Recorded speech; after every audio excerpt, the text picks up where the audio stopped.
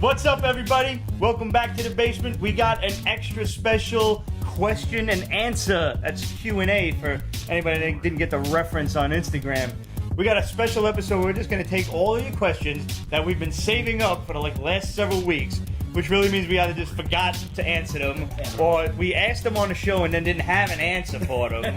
And we said we'd think about it, and then we didn't think about it at all. I'm gonna say this is the reason for that, maybe? It might be. Might be? It might be. Guys, I want everybody to say hello to my boy Rocco. This is an extra special Wednesday episode, and he finally gets to come on. I'm off on Wednesdays. He's usually here bartending Thursday, Friday, Saturday, which is like the ideal basement time. It's also the ideal bartending time, too, so we gotta make that paper, boo-boo. And of course, we got Cheeseburger back, and you know me, Ramon's off for the night. We got these new shot glasses from our homegirl, librarian Kate from Murphy's Bleachers. Murphy's Bleachers. Out in Chicago. Thank you, Kate. Thank you, Kate. Here's the first shot with some whiskey. Salud. There's no leaks. Watch the credits. We'll be back.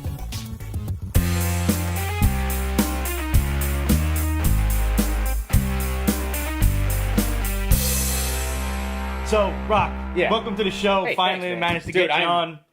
I've been waiting for this, dude. Yeah. Seriously. I mean, I get pissed off you guys have the show on a Thursday, but at the same time, the next day I always tune in and watch the playback. And, I'm going to be off on end of August if you guys want to have me back on. But yeah, no, absolutely, man. I've been, you guys always say shit. I'm like, I got something I got to say about that. I don't agree with you. I do agree with you. And you're getting drunk. It's like, I need a good reason to get drunk. I disagree! And drive away. I love when people actually disagree with me because it shows that people actually have a mind of their own. Yeah. I concur. I concur, sir. Except when they do it on the internet and then I automatically get angry. Like if you write in and you I disagree and for this and this. That is what I call keyboard warrior syndrome. Yeah. You know, because it's like, oh my god, somebody has the effrontery to disagree with me. I have posted something which makes me right automatically. I got a good bridge for you to crawl back under, you troll. Like, shouldn't you be waiting for billy goats to pass by? You three of son them. a bitch. So now, somebody brought up your T-shirt just a moment ago. For anybody who doesn't know, Rocco does a pretty dead-on Deadshot for NYCC and other other conventions. Big cons and stuff like that. The reason why I started doing the Deadshot thing was because I am a co-producer on a it's growing, pretty subpopular web series, fan-made web series called Nightwing Escalation, and you can watch it on YouTube. You can follow our YouTube channel. It's youtube.com/Nescalation and Escalation. We got episodes coming out. We're in our third season. We're going to be re-releasing episode 1 in 2 parts because it's that good. So part 1 is going to be re-released soon, part 2, and then in September we're going to release episode 2. But I played Floyd Lawton, aka Deadshot, in the series. I hopped on at the end of season 2. And as producer and co-creator, co-showrunner, I pitched the showrunner Alex Valderrama this concept because I saw what he was doing. It was very amateur at best, the season 1 into season 2. I kind of came on. I said, all right, you need to do this, you need to do that. We can up the production value here. And, I've got a great idea. Let's have Deadshot come in and kill Nightwing. And not to give anything away, but that was like the huge sort of like turnaround, like plot twist as to how we're running the rest of the plot and the show. So, we've been getting a huge following. I go to cons all the time to help promote the show. I pass flyers out with the team, and it's been fun, man. So you killed the main character? Yeah, of the show? right? Sounds controversial. Doesn't seem like it works. But it does, and we found a way to make it work. I don't want to give that's not even the spoiler of the series. We did it because of certain things that weren't working with the plot or with the actor that was playing Nightwing, but all for the better. We came up with this idea just to kind of get people's attention. I mean, you kill the main character of your show, people are going to raise an eyebrow and maybe tune in. So we did it for partially shock value, but also because we had a direction that we wanted to go. And just because Dick Grayson's dead doesn't mean that somebody else can't take up the cowl, as they say, the mantle of Nightwing. So now, but you've been doing acting for a while. This wasn't what got you started doing acting, right? No, I mean, and we talked about this before. I got my BFA at Marymount Manhattan College. I've been acting professionally since 2007. I've been on tours. I've done Boardwalk Empire. Nice. Some couple episodes. I played one of Penguin's goons on Gotham. That's awesome. That was fun. I loved that. That whole team is top notch. They're just fun to work for. And yeah, a couple other things. I've done my I've done my time playing cops on Law and Order and stuff like that through the years. And this is just a nice way for me to exercise my creative juices as a creator. We want to. This is going to be our last season for Nightwing. We're gonna pretty much wrap things up with our story. But there is more Deadshot to come. We have some big plans, some really big action set pieces that we really want to do with Deadshot. And because I feel like I know the character enough, and seeing movies like Suicide Squad and everything like that, I feel like, all right, Will Smith did a good job being Floyd, and that was one of the better, stronger parts of the movie. But he didn't really get to exercise a lot of badass action set pieces. So it was mostly, He didn't really get to shoot much. No, he didn't really get to He shoot shot his a bunch load. of targets, and that was it. Yeah, he jumped onto a car and shot a bunch of guys very well. Like, it wasn't Deadshot. Like, Yeah. and it was more like John Wick. yeah, right. It was more like target practice. The flashback scene was more Deadshot, where he's banking the bullet off of Yeah, shit. exactly. You got a nice little taste of what Deadshot can do. And I like that they established his relationship with the fact that he hates Batman in the movie. You can say what you want about Suicide Squad, and that's a book that I grew up reading, and I love Suicide Squad, and the movie being lesser than what it should have been was hard. That is a very diplomatic way of putting it. It's a piece of shit. But look, they got Harley right. They got. They did get Harley I feel like they got Deadshot right, and they got Amanda Waller right. Those are three huge those elements. Are keys. Those Three are keys. Yeah. So you got those three things that could make that, as long as you carry them over and you really showcase them in a sequel. I mean, you can go balls to the walls in the sequel. I just think that you look at that movie and you think about. Have you ever seen Assault on Arkham? The animated movie. No. That's a Suicide Squad movie. That's a Suicide Squad movie. That is a Suicide and Squad. it's funny. I finally just watched that only about 2 weeks It's so ago. badass. Can I borrow that from you? Yeah, Dude, absolutely. Not only that, but it's a really good showcase on how cool Deadshot can be. And it's voiced by McDowell. The guy who did Damien Dark. Damien Dark, yeah. And I'm sitting there like, who the that. fuck is this guy? I had an IMDb because I'm like, I know this guy's voice from watching Arrow and Legends for the past year, and I'm like, who is he? Yeah, there's a badass scene where the Joker's in it. I don't want to give away too much of the plot, but it's been out for years now, but where he they say Captain Boomerang says, "Dude, you just out crazied the Joker." Yep. And it was such a badass scene. And that's why I like Deadshot. I relate to him in a certain way, but I always felt like there was a charm and it was a badassness that I really wanted to bring to that character. And DC does really good animated movies. Oh, It's yeah. true. But not this is what got you started playing and cosplaying Deadshot. Oh, I did. I Were you laughed. into the character beforehand, or was this? I was always into Deadshot. Well, I was into Deadshot. I really started to fall in love with the character during the Arkham video games. So it was Arkham Origins, actually, that I thought, this is a cool little sub-character that doesn't get enough credit, He's a good sniper. I grew up in Pennsylvania. Even though I'm a homegrown Brooklynite, I grew up in Pennsylvania shooting guns all the time. So it's like, I love marksmanship. I love just seeing how well I am with a pistol, with a rifle. So there's that aspect, too, where it's like he's also the antithesis of Batman. It's like Batman's a billionaire who has all the gadgets and fights well with his hands. Here's a guy that, also comes from a family of money, but at the same time, he uses his own gear and his own skills as a marksman to get the job done. And bats don't use guns. Yeah, and the only person stepping on his toes is Batman, and that's why he hates Batman. He's the only one that made him miss. It's like the relationship Daredevil and the Punisher have. Mm-hmm. Right. So I would always like the anti-heroes, the Punishers of the comic books, and Deadshot falls into that category, and I really, really like him. So how do you feel about Deathstroke? Is it like an anti-Deathstroke thing if you are into Deadshot? I love this argument. There are two questions that I have for you. This is one of them. All right. So do you think just because I love Deadshot, does it automatically make you hate Deathstroke? No. Okay. But I will always argue that Deadshot is far superior than Deathstroke.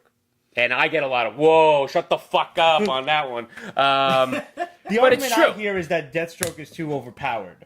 Well, he's a super soldier. He's a bad Captain America. That's essentially Pretty what much. he is. Who uses more weapons than Captain, but like, and I don't put Red Skull, but crazier. And I'll say it, Deadshot will take the opportunity to shoot him from a mile away. Right. He won't miss.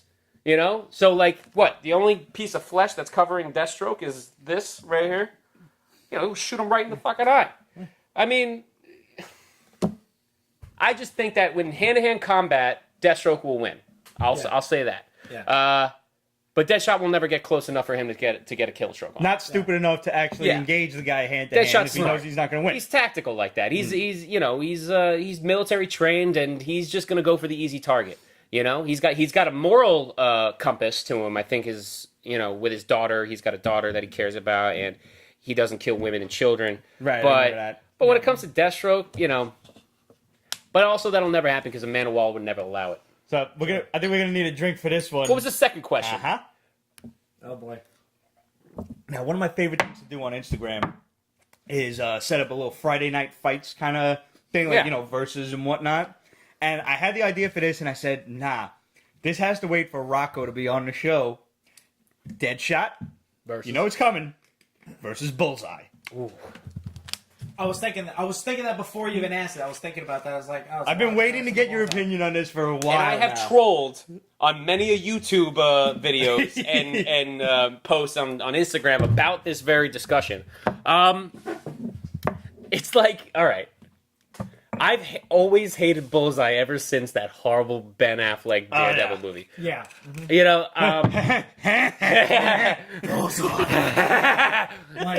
And I love him. I love him as an actor, but that movie was just trash. Kid, we are drinking Jameson tonight. The only good thing about that movie was Michael Clark. Look at the Irish. Yes, absolutely. Wesley, go home. Yeah, but sir, I'm from the Bronx. This is something you wouldn't understand. Go home. Only good line in the whole movie. Michael Clark Duncan is one of those actors that you forget. It clicks back into your brain that he's dead. He's been dead for years. Yeah. You always forget that he's dead. Yeah. And yes, he was a great Kingpin. Yep. I'll give him a step up. I love Vincent D'Onofrio in Daredevil, I but think he's great. in terms of like the fighting style, I think the Duncan had it. Yeah. Yeah, absolutely, yeah. Okay.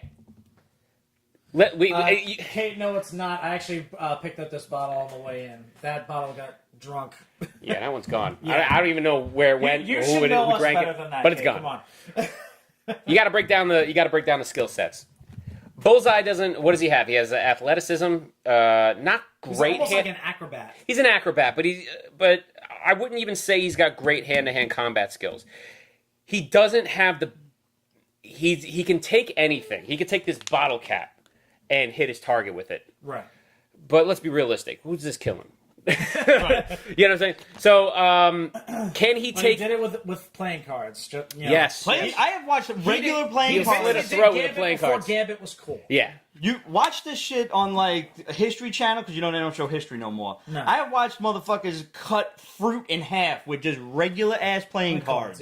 Yeah. Playing cards. I don't like there's super paper. Oh, I've seen it like Now- the bullet time, like Now, slow the mo only- shots. Yeah. Now, the only caveat I'm going to throw in, but before I let you continue, is the fact Look that at you Bullseye. with the words. Yeah, look at that. See that? I'm still lucid. Word of the night. Caveat.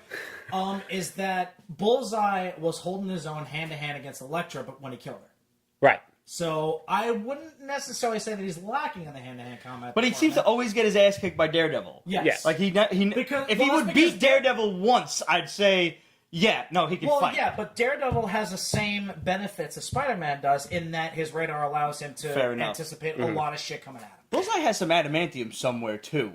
I don't remember I've heard if his that. whole skeleton is Oh, like an implant somewhere? something like Some that. parts And of him. I don't Okay. remember where. Plus, I mean, The his name is- continuity in that gets muddled now Yeah, in the I'm writing. Not, I'm not too familiar. I'm not like intimately familiar with Bullseye, but I'm familiar with that whole origin story of like I Maybe had it's the just his I had the skull. collected paperback of I the thought it was Elektra his skull. Saga, which is in the pages of Daredevil, and that was really my introduction to Bullseye, to Elektra, to the hand. all Bullseye that has shit. had far better miniseries than His new book was good. his spine. His spine I was is about to say out. somebody out there nobody can break- knows. So basically, he can't be paralyzed Right. unless Magneto were to come. Okay. along and- So here's what it is. I'll give him the agility factor over Deadshot. But there's a factor that people forget about Deadshot that they never ever bring up, and it's the fact that Deadshot is suicidal. Like, the guy wants to die. Like, but he has enough pride that he won't let it happen unless there's a worthy opponent enough to make it happen. So Deadshot will take the fucking ace of spades to the neck and still keep on going. He'll fight to his very last breath. Also, you know, Deadshot or Bullseye doesn't have that banking ability. You know, Deadshot is one of these guys. Yes, he does rely on his tech, but his tech allows like calculations to bank shots like Ricochet, so that he hits his target no matter what. Right. So I mean, and I've never seen Bullseye angle stuff. Yeah, true. No, he can he'll maybe curve. He can't curve a bullet, but he'll curve he'll definitely curve like you said, like a playing card or maybe a dart or something like that. He'll take things and make it work. Yeah. But you know, you're talking about any object over a bullet. Yeah. Right. You know, so Luke says, what do you guys think about Deadshot? Bullseye not talking in.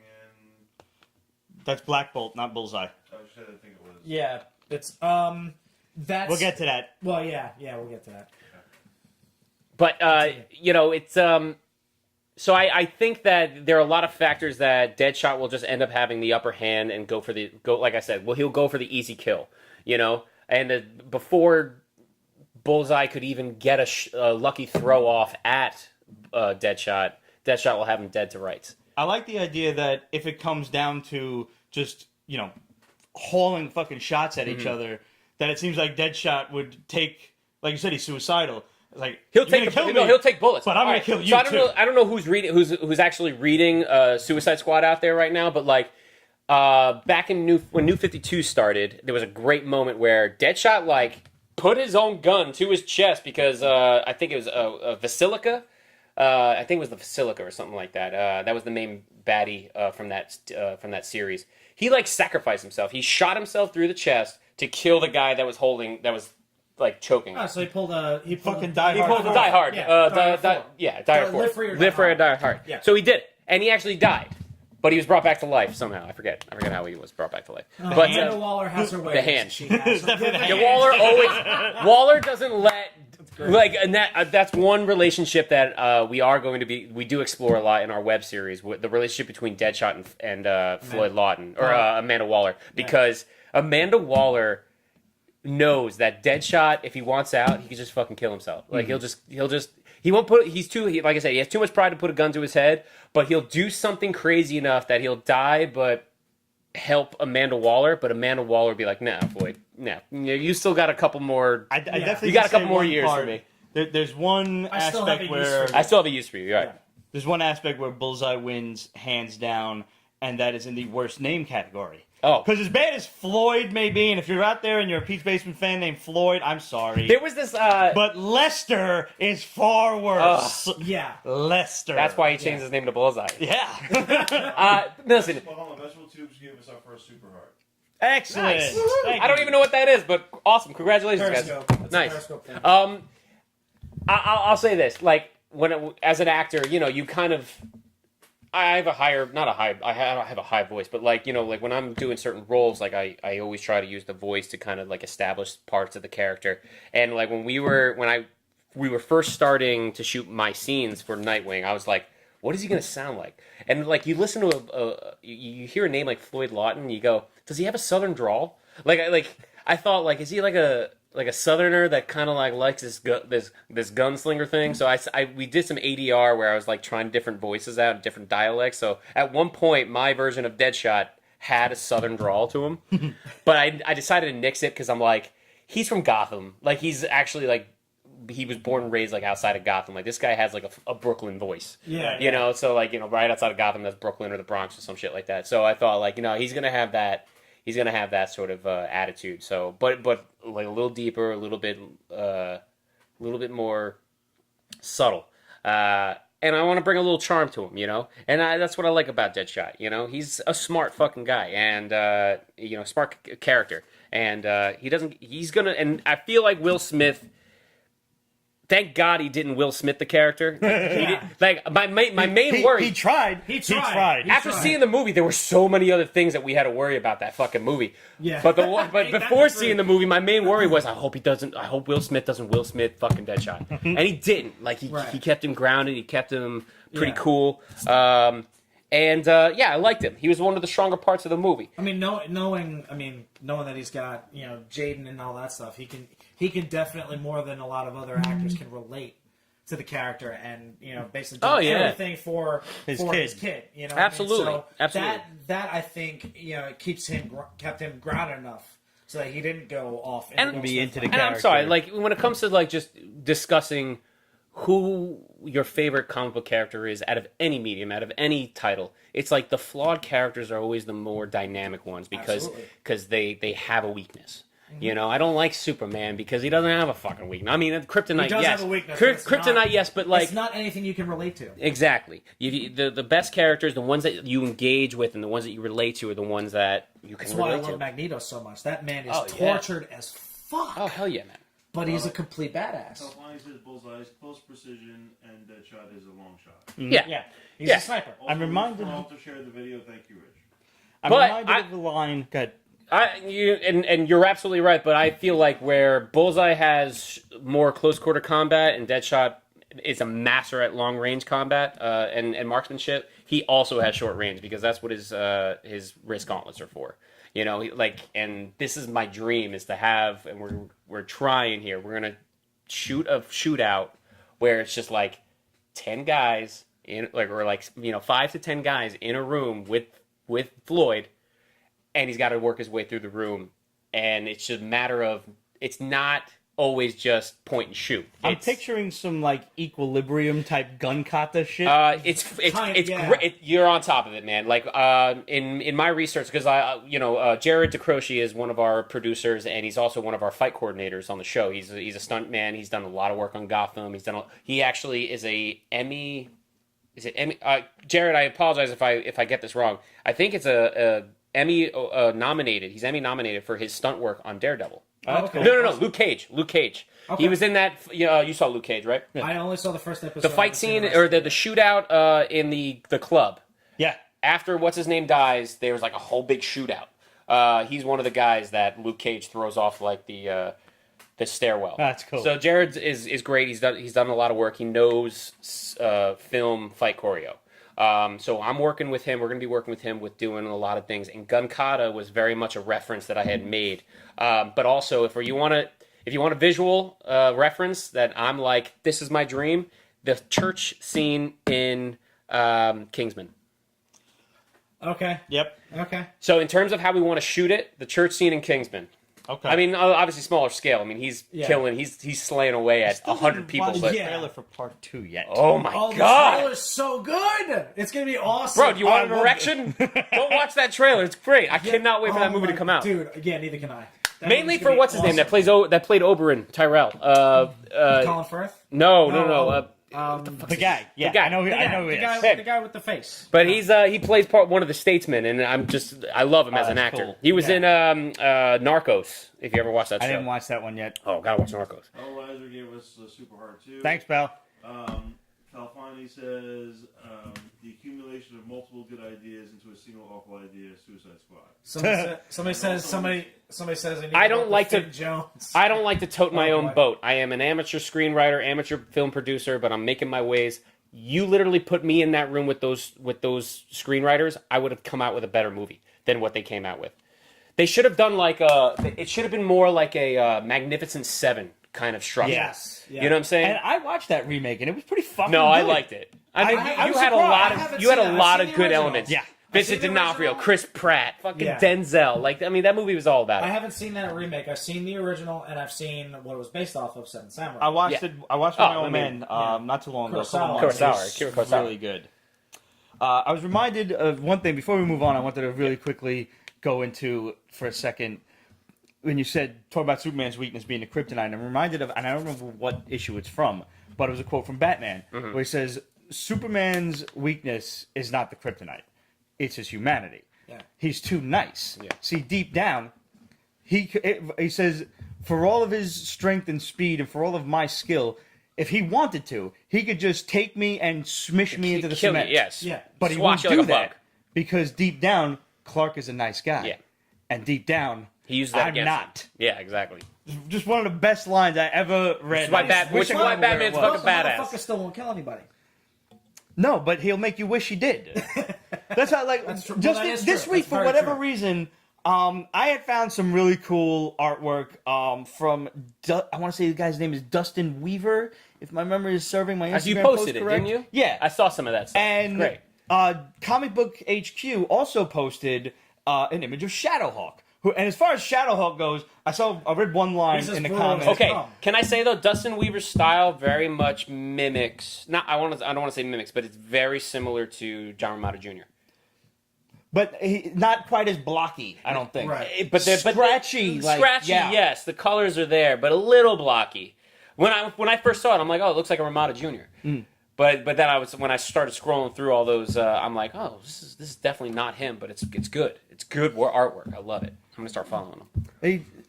They brought up Shadowhawk, and Shadowhawk was one of my favorite guys in the 90s, and he was pretty much the embodiment of the fucking 90s. Big, shiny armor, fights like a ninja, won't kill you, but he will paralyze you, he'll break your spine. He'll eviscerate you. He's like Wolverine, Iron With a Man, and conscience. Catwoman With a with a conscience. conscience. Yeah. All rolled into one. It's great. Absolute had asked, what do we think of...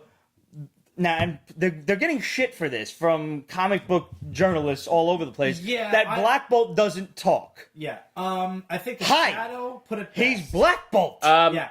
Oh, we're talking about Inhumans, right? Yeah, Yes. humans. Okay, in case you don't know, Blackbolt is a mute. And if he does talk, Because if he does talk, he'll die. the blow. planet explodes. Yeah. Yeah. That's the whole point. He's like what is it called? We don't have to get into religion, but the Metatron. Or no, the voice of God. Yeah, it's Metatron. Because the voice of God, is the voice of God. Because if God ever spoke, well, now I'm quoting fucking Dogma. yeah. But it's kind of like that. It's like Yeah, if God ever spoke, no human being could ever withstand the power of God. The voice of God. I don't know if you're a Supernatural fan, but they went into that as well. When angels started to come to Earth much more, I think it was in like I season love this 3 or shit, 4. by the way. They would all of a sudden, like, these people, very pious people just come out of church, and all of a sudden they're being attacked, and like their fucking eyes burn out of their heads, and their heads explode. Oh, I gotta watch this. And it was because angels were speaking to them, and they realized, oops, They can't fathom it. So we're gonna have to as opposed to demons, which just possess people. They ask, would you mind if I took possession of you? And that's how they. But their ears start to talking bleed. people. Yeah. Yeah. Because I tried to talk to you, and I almost blew out your eardrums. Sorry about that. So along the same concept of earmuffs. that's what Blackbolt will do. I like that there's a little bit of that in, or there. I mean, it's not. I mean, if you read the book, you know how awesome it is. But Preacher, like they're depicting that very well in the TV show Preacher, and I've heard the second season is off the hook. I haven't watched it yet. I plunged right through season 1 finally because I was able to finally watch it, and I'm like hooked. But I got to catch up with season 2. I heard season 2 is even better. I haven't seen But, it. I haven't seen any of it yet. It's so I great, gotta check man. it out, though. It's so fucking But great. Getting back to the whole Black Bolt thing, I think the Shadow said it best, and I'm gonna quote what he said: "Is like if you're a quote unquote comic book journalist and you don't know that Black Bolt can't speak for fear because he cannot. He control his by power. choice. By By choice, He does not speak by choice because he cannot control his power. If you don't know that, you need to seek another career. Yeah. I'm sorry. And if you're worried about him not speaking Why? in the Who's show, complaining about this? I don't even read the Inhumans, and I know First that of all- Black Bolt can't speak. I know the extent of his power. Anson Elgert, is that the name of the actor that's playing? Anson Mount. Anson Mount. Sorry, who's Anson Elgert? I have no idea. Oh. You got me on I that. think The there was made-up more than name. one person named Anson. I liked Anson Mount in Hell on Wheels, yeah, that was really but good. I was very skeptical when he got cast as Black Bolt because I remember I'm going to go back 2 years now I'm going to go back pre-Guardians of the Galaxy when we got word that Vin Diesel was being cast as something Right. in the Marvel Cinematic Universe, and everybody there was like 50% of the fans went, he's gonna be Black Bolt because he would have been a good Black Bolt Physically, yes. physically, Yeah. but that's all you need because Right, he's because- fucking mute, Yeah. Right. So I'm thinking, all right, physically, yes, Which like, would have been awesome. it would have been great. We don't Yeah. need to hear his fucking voice, and when you finally do, it could be ADR or special effect, whatever the hell it is. But Which it still is with Groot. Yeah. And he's great honestly, as Groot. He's great as Groot. Everyone's first. If you don't know this, everyone's first introduction to Vin Diesel was Pitch Black? No. Iron Iron fucking Giant. Yeah. He did the voice of the Iron Giant. Yes, right. that's right. And it's very distinct. You go back and watch Iron Giant, that is Vin fucking Diesel. Yeah. That was pre Saving Private Ryan. I forget he was in that. Yeah. I just watched a commercial first, with him selling sewer sharks. Was it sewer sharks? Whatever that toy line was from the 90s. He gets a lot of shit from The Rock and everything. I like Vin Diesel. Vin Diesel's the man. He fucking trucks through it, and he's found his niche.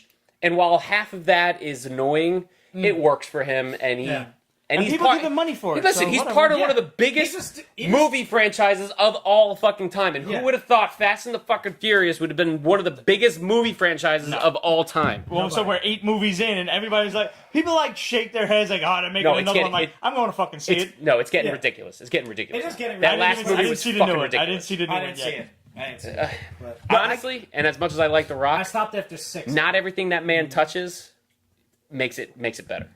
He should have. Lonnie Jenkins, Medusa will be critical of that series. Yes. Not just as a mouthpiece, but expressing their love through their interaction.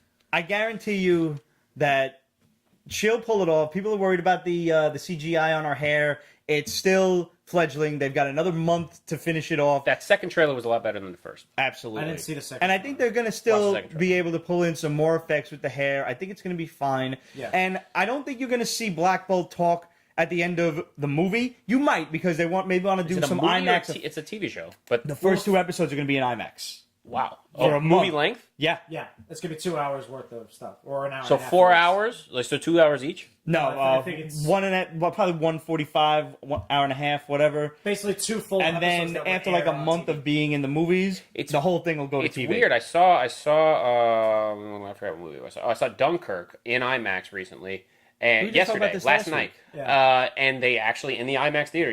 Fucking trailers before movies now is like 20 minutes long. Yep. Yeah.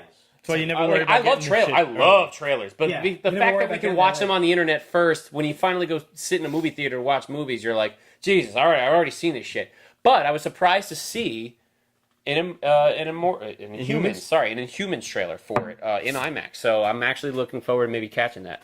Yeah. And that second, yes, you need to see the second trailer because it I've is been so much seeing- better than the first one. I've It been is. seeing the commercials on ABC where they show Lockjaw above Yeah. everything. Lockjaw is going to be the best thing Lockjaw's about gonna it. be He's the gonna be best thing fun. about the movie. He's gonna be About the fun. show. But I can promise you that Ramsey Bolton is going to be just as much of an asshole as when he was Ramsey Bolton. I don't know Yeah, the guy's name. he's gonna be It's like Maximus. Ewan something. Oh yeah. Oh yeah, But, Gene yeah. McCarthy is sending you kisses and Jenny McCarthy. Not, maybe. Gene McCarthy. Gene- Oh, Oh, Gene, Gene how are you, McCarthy. Gene? Hi, Gene. Calfani says Fast and Furious is the greatest superhero movie of all time.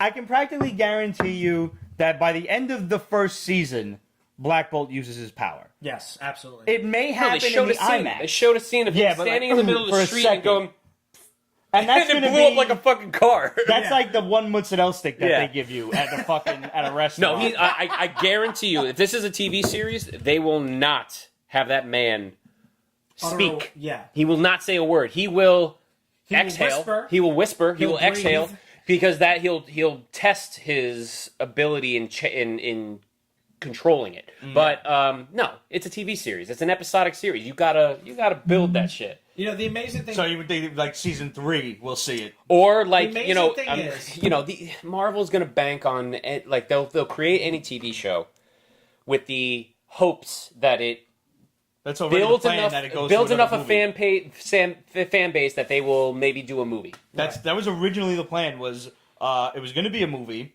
then it was a TV series, then now it's IMAX movie TV series, and they're still planning on making the movie right along with it, with You same know- cast and everything. You know, the way I look, I enjoy the Marvel Cinematic Universe, TV, movies, everything, except for the publications, which I guess we'll get to eventually. Yep. Which Yeah. we're getting there. Yeah, we'll get there. But I started to now look at it from a producer perspective. You know, it's like I see the choices that they make creatively. Like, okay, why did you decide to go with the Guardians of the Galaxy 2 and not an Inhumans movie? I see it because it's like, well, you have it's a sort of structured thing. You know, it's like, well, we can't have Marvel's going to be like, we need diversity.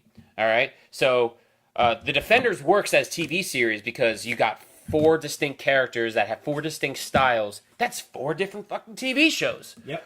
Boom! And then we all culminate into a big one series. And then we no longer have to make a season 2 of Luke Cage.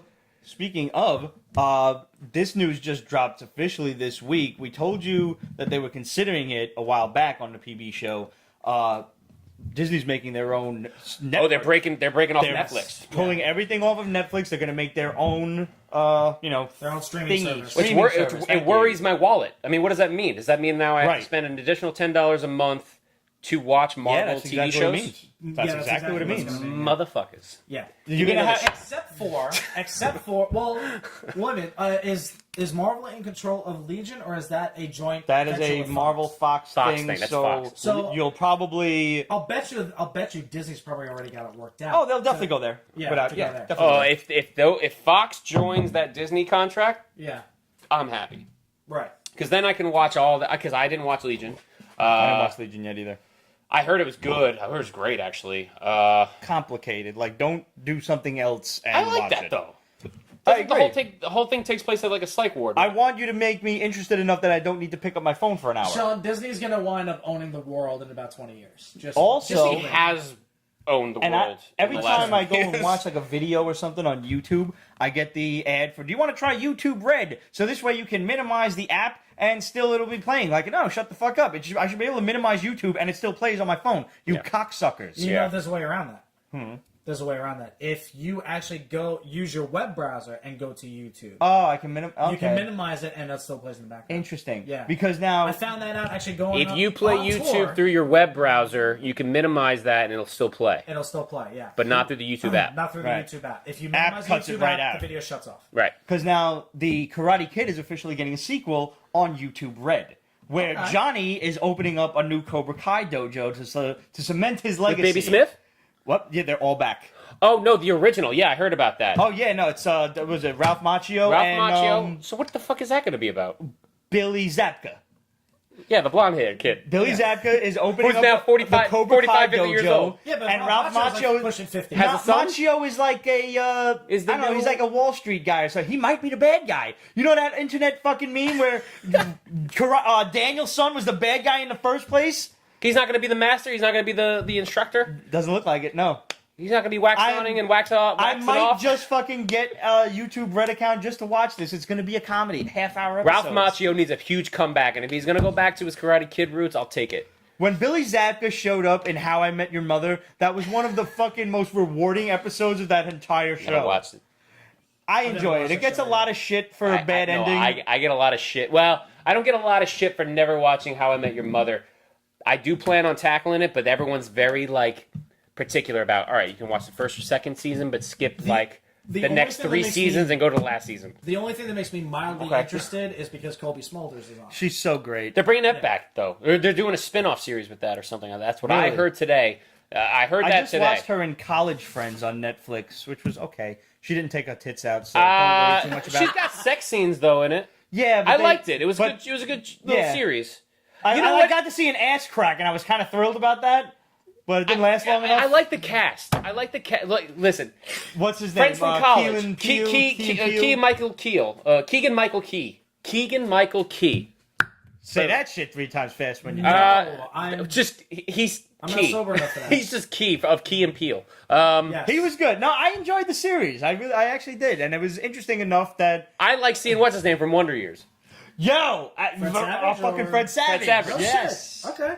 He plays their gay friend, and I didn't buy him as gay in it. He's obviously the top in it, but it's still good. He actually has a lot of fun. There's something about Fred Savage that a lot of people don't know. He directed half the episodes of Wonder Years. No, I was that's early on. Always Sunny in Philadelphia. I did not know that. Yeah, he directed the majority of the episodes of Always Sunny in Philadelphia. Wow. He's got a very good comedic eye, so it's good seeing him in front of the camera.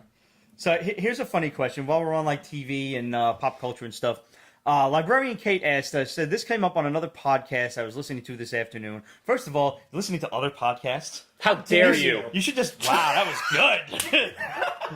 We didn't plan All that right? at all. This is my first appearance on here, but it won't be my fucking last, so you better stop with that bullshit. You should backtrack other Pete's Basement episodes. You've got 10 years. There's actually to work a with. lot of good Yeah, podcasts. there really are. Bill Bird's Bill Bird's podcast podcast is is amazing. hysterical. Joe Bill Rogan's, Burr's I one of my love. Joe Rogan's is great.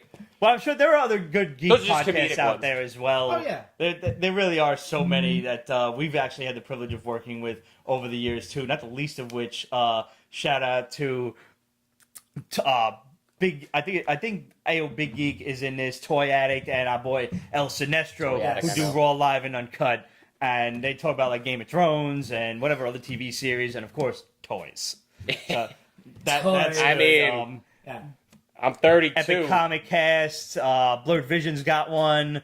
And, Blurred Vision's my Absolute homeboy. says, I like my snack podcast, thank you. What snack? Tell us now. And it's funny now that you mentioned snacks. Kate had asked, which fictitious food from pop culture would you most want to try? For example, Westerosi lemon cakes.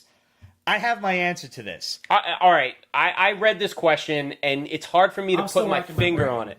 Yeah. It's less about food and actually more about drinks, though.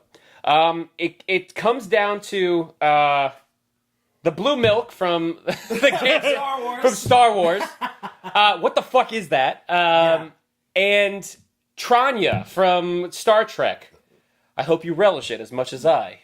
Fucking Clint Howard, baby Clint Howard from Star Trek. These are two beverages I need to try. Blue milk from the cantina. I mean, first of all, Tatooine. Yeah. on Tatooine, which, by the way, it's Tatooine. It's the driest fucking planet in the galaxy. Who is Dairy Queen on Tatooine? Seriously, what milk farm It's exists? probably Bantha milk. I was about to say, Bantha milk? Bantha milk, yeah. Bantha milk. God is knows. what? You But- walk in the back and there's little Jawas But why? jerking off into fucking. But why? But why is it blue? Why is it blue? Like, it's got to be made from a berry. It's got to be made from a berry. That it's poured into, or is it actually blue? You don't really know. You don't really know. Could be blood from a specific animal or a species. Either way, it's definitely alcoholic because it's served at a canteen. Probably the same shit that was in Alien Nation when motherfuckers was drinking the sour milk. Yeah. Well, have you ever had coquito, which is like a Yes. coconut? Yeah. Oh, yeah. It's probably that. If you know a Hispanic person, specifically like a Puerto Rican person, they do. have not made you coquito yet, that's not your friend. I just, when it comes to blue milk, I want to know what the alcohol content is of it. What's the proof? What's the liquor proof? Yeah. And, My what aunt- does it taste like? My aunt, who is Puerto Rican, has made coquito before Thanksgiving, and that shit will knock you Oh, out. it's- And you've never brought us any. It's rum. Ever. No, because she doesn't make it that often. Ever. It's delicious, though. I never get enough to bring. My- She usually just serves it there, and we go through the bottle, and that's it. Recipe, motherfucker. All I want is every single piece of cartoon beef that it has ever been eaten. Tell me that doesn't look like the most appetizing piece of meat that they just See, rip right off the bone. See, right You never there, see that, You though. just gave Yeah. me. You just gave me the idea because I'm like trying to rack my brains. Like, okay, everybody's thinking comic books, everybody's thinking movies or whatever. I'm thinking video games. Like, I can't pick up like a single piece of food from a video game that I would want to eat. Chicken. But It's I would always love steer. to try a brontosaurus burger. That fucking gigantic set of ribs that Fred Yeah. Flintstone gets Oh on the my side of the God. car. Yeah, that crashes the car. That crashes the car, I yeah. want that. Somebody. You're gonna make need me- help. Yeah. We'll help. Yeah. Absolutely. It'll be one of those. Like food contests or some shit. Without question. Food wise, I can't help but think about maybe like hydrated pizza from Back to the Future 2. Yeah. Yeah. You know, like Because I'll eat any pizza once. how do you take a pizza this big, put it in a microwave, press a button, and then it's a full size fucking pizza? Well, ask Lilu in Fifth Element. The beans, pills. the pills. Yeah. She just pours them in. She'll got that chicken, and there's got a big old fucking pan of shit Yeah. clicking. What is this technology? And when are we gonna get it? We'll probably never. I see want it in one. our I lifetime. want wall beef. I want wall meat from Castlevania. I want to break a wall, find a piece of meat, and eat it. Because that is like the rarest meat I've ever seen, and it looks delicious.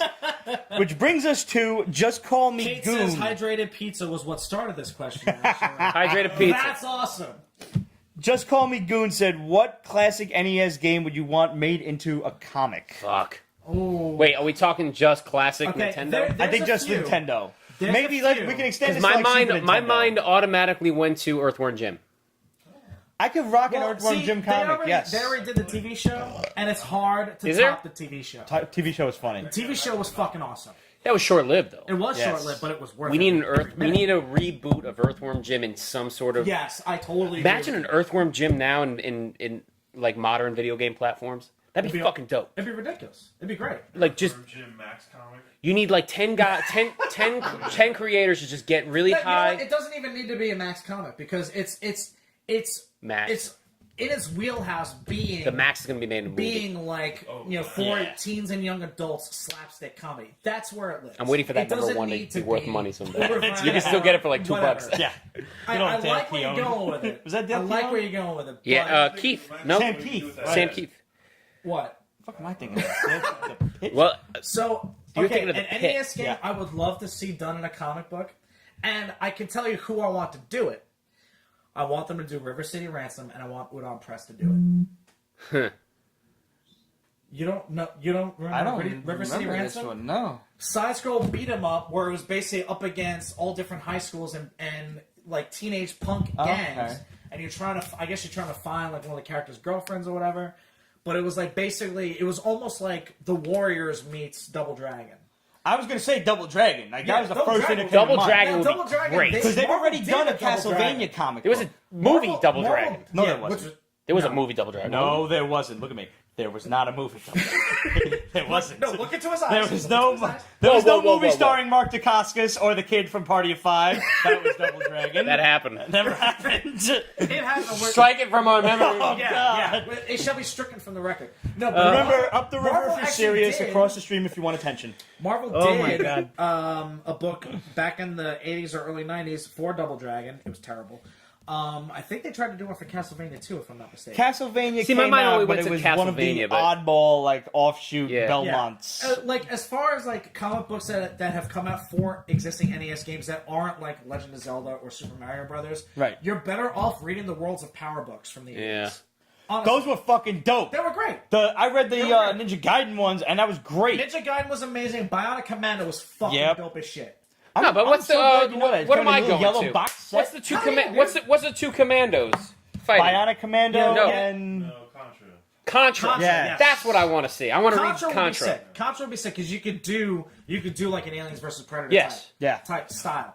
But I think Udon Like Press, original Predator movie I style think if though. Udon were to do River City Ransom and you had like the two guys be complete badasses and basically you're using chain whips, you're using lead pipes, you're using all this crazy type of shit and do it in the style of the Warriors movie. I think that would be fucking dead. See, you're a little bit older than me, so like my NES games, and I did have an NES system. I'm 32, but it was limited to the basics. My mind went to Super NES because that was my platform growing up. So what was that game with the frogs? Battletoads. Battletoads. That's some shit I want to see. What they need to bring back also is Bucky O'Hare. They need to bring That back would be Bucky sick. O'Hare. Yeah. How about Star Fox, man? And Star If we were allowed Fox. to go to Star Super Fox NES, can be its own Star crazy Wars level ass, franchise. Yeah. Just out in space. That was would be dope. N64. But- N64, like Star There's- Fox was it, There's man. one requirement. At some point, the Need to cross with Guardians of the Galaxy or no, Star Wars. No, it doesn't even have to cross over with any of that stuff. It's got to have the Hulk character say, "Do a barrel roll." That's my only requirement. I want to close on. But you this need idea. you need an Admiral Akbar type kind of commander doing like shouting out That's those a commands. trap. You gotta do a barrel roll. Do a barrel roll. I would love to see, and they could do this right now. Just Punisher heads to Hogan's Alley. Oh my god! Remember Hogan's Alley, like the only other game What that they about? used the Zapper All right, for? I now now the other title I can is Pitfall, but Pitfall is essentially Uncharted. Yeah, That's Pretty much. the new Pitfall. yeah. So why give us a Pitfall franchise? But Pitfall was fucking dope. Okay. You wouldn't have Tomb Raider, and you wouldn't have Uncharted without Pitfall. Before we go completely off the rails on this, there is, I know it's confined to NES, but I'm going to go off the rails for just one quick second, and I'm going to mention one game that would be amazing as a film or a comic book, and that would be the game Flashback. that was out for the Sega Genesis. I don't know if I you know that one. It was one of the first games that used 3D technology in its cutscenes. And it was one of these things where it was almost like a Blade Runner film, film noir type. Where you're a detective. You're a detective. You lose your memory, and you have to figure out what the fuck is going on. You now. is it one of those room search games where you had to like look at evidence or like find clues? Yes. Well, kind of. Yeah. You basically teleport onto this like jungle type island or whatever, and you have to figure out. You have to piece together. You have to get your memory back, and you have to piece together what the hell's going on. And I feel like that's a structure for so many fucking video games today, though. Well, absolutely. From Silent Hill to fucking. There's so many games coming out like that, though. Like that even Halo ODST was like that, where it's not where like you lose your memory, but you're the rookie in this team of ODSTs. You get separated from your squad. You wake up 24 hours later, and you have to piece together what happened to your team and catch up to them, which was a great departure from the standard Master Chief storyline of Halo, but it also kept true to the crux of how the game is constructed. I have to cut you off before we go down the rabbit hole of Halo. Okay. I know you're capable of it. I nixed Halo after Halo 2, so I stopped playing. Tetris? I said Tetris. I don't know how Tetris could be made in... I mean, Captain N did make a half hour of Tetris that I did not think they could do. Actually, Captain N as a comic book would be fun. Captain N would be a fucking fun-ass comic book. How is there a plot in Tetris?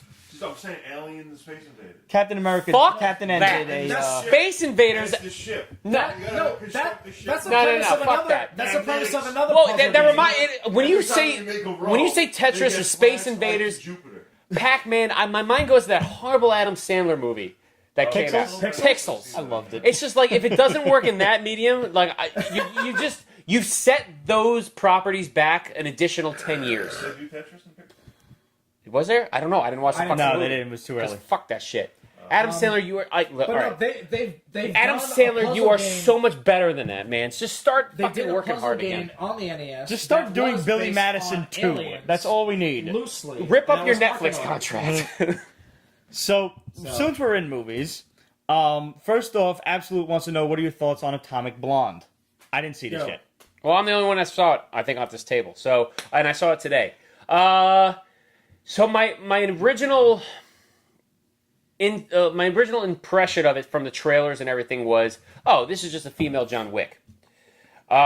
This is no. Listen, if you haven't seen John Wick, go see John Wick. John Wick 2 is even better. We're entering this phase with this type of genre where it's like, you have and like I said, I'm a filmmaker, so like the way I see it is, you've got guys that have worked in the stunt industry, like the stunt performing industry, for so long. Now they're getting their spotlight in producing and directing their own movies. That's what John Wick is. John Wick was, here's a stunt guy that's worked in shootouts and done hand-to-hand combat in the industry for years. They want to take their crack at making their own movie that highlights and really showcases good action sequences. John Wick is all about that. John Wick 1 and 2. And they do it beautifully. And they do I haven't it. seen the second one, but they do it I can beautifully. nitpick. I can nitpick at certain continuity things, and you really stretch your suspension of disbelief with certain aspects of the movies. But obviously, we're living the age of Wonder Woman too. So, like, strong leading females, and I firmly believe in this. We need them just as much as we need the strong guys. Listen. We live it, like, the film industry will never be short of their John McCains. They'll never be what is it? Yeah, John McCain. Yeah. No, not John McCain. McClane. Sorry, John McCain. Well, John I mean, McCain, he was a war hero. John McCain was a war hero, but he also, he's also getting John too old. McCain and Die Hard would be interesting. That is a parody I definitely want to see. You'll never be short of your John McClanes. You'll never be short of your what was Arnold Schwarzenegger's character's name in True Lies? Fucking. Oh shit! Oh god, what the hell is his name? If anybody know, all right, there's your trivia question for tonight. Yeah. What was Schwarzenegger's name? Harry something. Harry Castle? No, not Castle. Is it Harry Castle? No, it was something similar. Here's one for you. Harry. What? Go ahead. What was Stallone's name in Cobra? Do you remember? Because I do. Same name as John Wayne. Marion Mary? Cobretti. Cobretti. Cobretti. Wow, that's it's so Do you remember Italian. when, I forget who it was, Bill Falls that compared me to Cobra when I had the aviators on? That's a cosplay you should Absolutely do. says I know. Harry Tasker. Harry Harry Tasker. Tasker. Thank you. Cobretti. You're never going to be short of these types of characters, all right? Give us a female version of that. Now you've got a new interesting dynamic that people can do. So really, sitting in this movie, I'm going, first of all, it's Charlize Theron. The woman doesn't age. The woman doesn't age. Furiosa, she's just badass, all right? She kicks ass. She's always been great. She's a strong actress. She really delivers in this. Even in her minor roles, she's But I will say that this movie, like for the majority of the movie, I felt like style overpowered substance. Like there was a problem with the storytelling. It got a little convoluted. It also surprised me because I didn't know a lot about the plot. It takes place during 1980s Berlin Wall, Berlin, during communist Berlin. The USSR was still active. The KGB is the main enemy here, I guess. So it was nice seeing this sort of take on that time period because you don't see a lot of movies like that during that time period. So it was good. And there were a lot of twists and turns along the way. James McAvoy is very charismatic. But the action is there, man. The action is there. And also, what's her name? Sofia Vergara? Sofia Vergara. Oh, my God. Yeah. Seeing a lesbian sex scene with the two of them, I don't want to sound like an alpha male right now, but like that was worth the price of admission. I didn't even know that happened in it. I'm buying my ticket tomorrow. Yeah, I mean, Dude. we just cut this off Right now, just find the nearest movie theater. I'm not gonna go see that. But definitely a lot of style. The soundtrack is fucking dope. One of my Is favorite. it all 80s music? All 80s music, bro. Oh boy. But it's like great. It's fucking great. I have to give. I mean, out of 10. Are we doing out of 10? Sure, here? why not? Atomic Blonde, solid 8 out of 10. That rounds out to 4 cannolis. Four cannolis. Do you remember that? Yes, I remember. We did. No, I know you remember, but do you guys in Pete's Basement Land, depending on how long you've been watching, do you remember the Ganoli rating system that we did many, many moons ago? It happened I'm once. gonna have to start video games my own cheeseburger rating system. I believe you need to. Good idea. I've always wanted to do a spin-off Pete's Basement of like Pete sucks at video games, but like you could actually be good at video games. Well, it's just us like playing him like versus him in video games and like raping him in video works. games. The only thing I actually stand Watch a chance Pete get at destroyed in video anymore games. Street Fighter. is Marvel Cap. No, I don't. Marvel I Capcom? suck at Street Fighter now. I can. There's a new Marvel Capcom, you know that, I right? can't wait. But you're gonna I- play that. Yeah, I'm absolutely gonna play. But are you gonna get good at it? I'll be good enough not to I still tackle have these to play Marvel motherfuckers vs. online Capcom because 3. these guys don't do anything All right, but this. I play Injustice 2. I'm terrible at the Midway games. I'm hooked. They're good, man. Midway games I've are seen good, it, but though. I just I and I'm can't- not a not fighter Midway, game it's not kind of Midway guy. anymore, I hate it's that Midway. shit. I can't get used to that Midway fighting style. Yeah. Of I'm a jump in, jump kick kind of dragon punch Hadouken Yeah. kind of guy. I'm gonna uppercut, sweep, uppercut. That's what you are. Get over here! So I that apologize to Facebook because I was scrolled up and I didn't see all these other comments, and the people were commenting. David White told us where that Superman quote comes from. Mikey Sutton tries some sort of green fictional food. Daniel Blank says blue milk in Legend canon is bantha milk. It's Bantha milk. Ah. It is Wow, Bantha milk. that was a total shot in the But dark and a joke. Holy shit. Is it fermented? Because it's got to be alcoholic. Yeah, I mean, I don't know. I mean, but Oh, God. says River City Ransom has a remake of sorts on Steam. No shit. Oh, a video game remake? Yo, somebody hit me up with that because I want to get all in that. That sounded really weird. yeah, it sounded really weird, but I mean, it's all right. You're like 4 shots of Jameson in. We'll allow it. Judges, Just we'll allow it. 4? Well, just for So we got another one. Absolute also wants to know, after watching Robin Hood Men in Tights, I'm now curious. What's your favorite Mel Brooks film Oh, and why? shit. Spaceballs will always be my go-to film. See, I think who that- doesn't love Spaceballs? Okay, I love Spaceballs. Surprisingly, and it's going to shock a lot of you Not out my there, favorite either. Mel Brooks' weakest. Not his weakest, but one of his weakest. I will agree with that. Spaceballs? I don't know Spaceballs. I don't know which One of of his films weakest. has had the most commercial success. It could be Men in Tights. The only thing I funny... love Men in Tights. Men in Tights is fantastic. It's very quotable. Yeah. We were quoting it before. Didn't he do his vampire movie with Leslie Nielsen? Yeah, Oh, God. Dracula Dead and Loving It. Let's not like.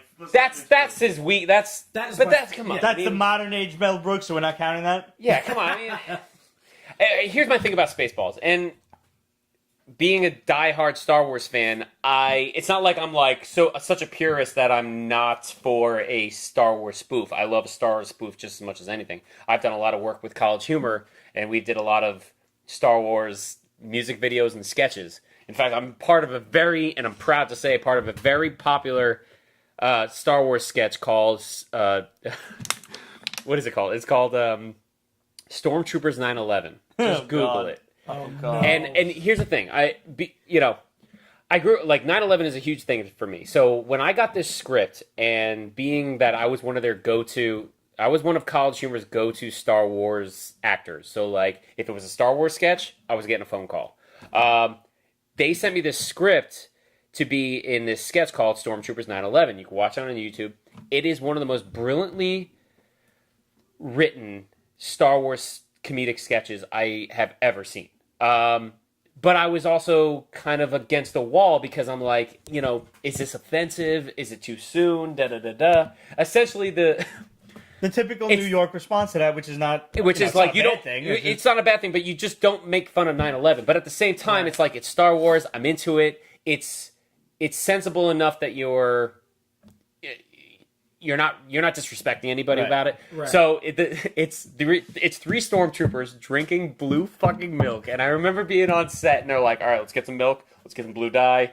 We actually got blue milk, and the sketch in a nutshell is three stormtroopers reminiscing about a little bit of I burped PTSD about the Death Star blowing up, but it's parallel to the event of 9/11. Oh, man. Oh, wow. Okay. So it's 9/11 for these stormtroopers. All right. The Death Star blowing up. Man, I had friends on that space station. It's like Shit. you laughed. See, you laughed, and that's the point. That's why I was like, I just got to pull the trigger, and I got to It's do it. pretty much the conversation every New Yorker has had. And it reminds you of classic Kevin Smith's, dialogue from Clerks about, the innocent construction workers that died during the construction of the second Death Star. Yeah. So it's like, let me just do this. I'm wearing a mask. I'm in fucking stormtrooper garb. somebody's made the argument that the rebels are simply just terrorists. So if you watch it, and I'm telling you, go watch it because it is on all a Empire classic. TV. Yeah. It is a classic comedy sketch that is Star Wars themed. I'll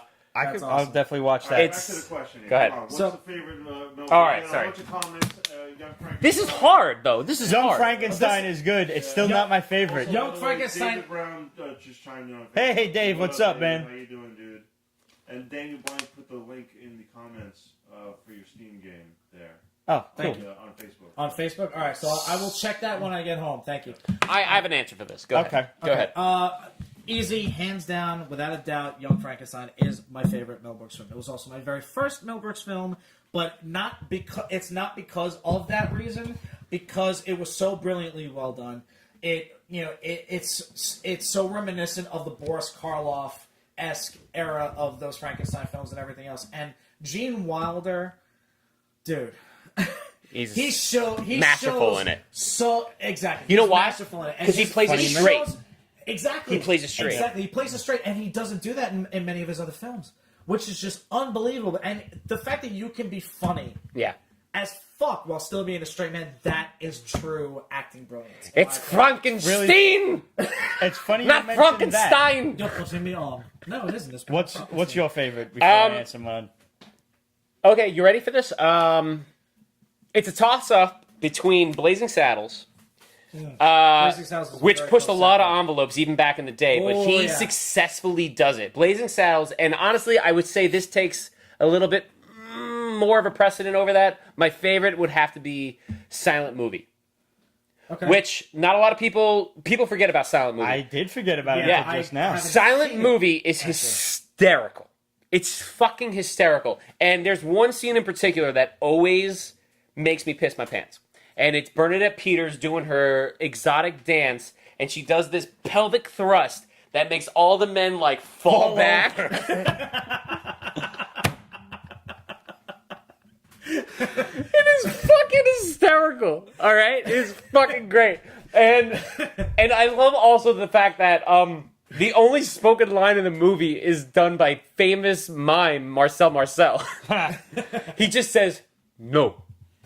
On the phone. It is fucking great. I think the irony of that. The irony of it Silent is great. Bob would be proud So I of. feel like thought-provoking wise, he put the most work creatively into that you'd movie. have to. Yeah, You'd have to. You know, all the other movies like are spoofs, so the jokes write themselves. You know what I'm saying? Yeah. So like that movie though, it just plays on all the tropes of silent movies and just goes beyond, above and beyond. So I'm glad you actually didn't mention mine because I was afraid you were going to for a second. It's another one that kind of falls under the radar. It was one of his first, and you had mentioned Gene Wilder playing the straight guy. That's one of the reasons I love the producers. Yes. Because one of the first ones, not to take anything away from the Matthew Broderick, Nathan Lane one, because Nathan Lane's tremendous. Yeah. Yes. But it works better on stage anyway. Was Gene Wilder and Basil Rathbone was the big guy, if I'm not mistaken. Yeah. If my I think memory so. Yeah, serves Basil me Rathbone. Right, yeah.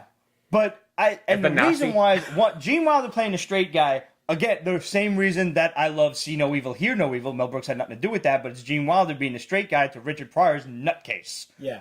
Fucking hilarious.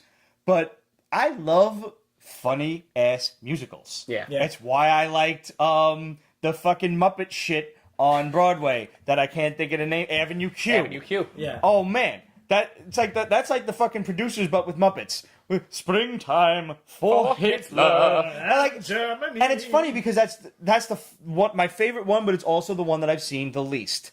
That if Robin Hood Men in Tights is on, I'm absolutely gonna fucking watch it. Yeah. If Oh, Spaceballs is on, I'm Listen, gonna turn it on. There are very few Mel Brooks movies where if you're flipping through the channels and you come across a Mel Brooks movie, you're not gonna watch Right, it, exactly. or at least for a little bit, especially if but it's like I'm gonna a classic keep scene. it on for like background noise while I putter around Oh, the of house course, and do other of shit. course. And I'm gonna come back for the Listen, funny I've got scenes. the ultimate collector's edition of Mel Brooks movies. I have the full fucking collection.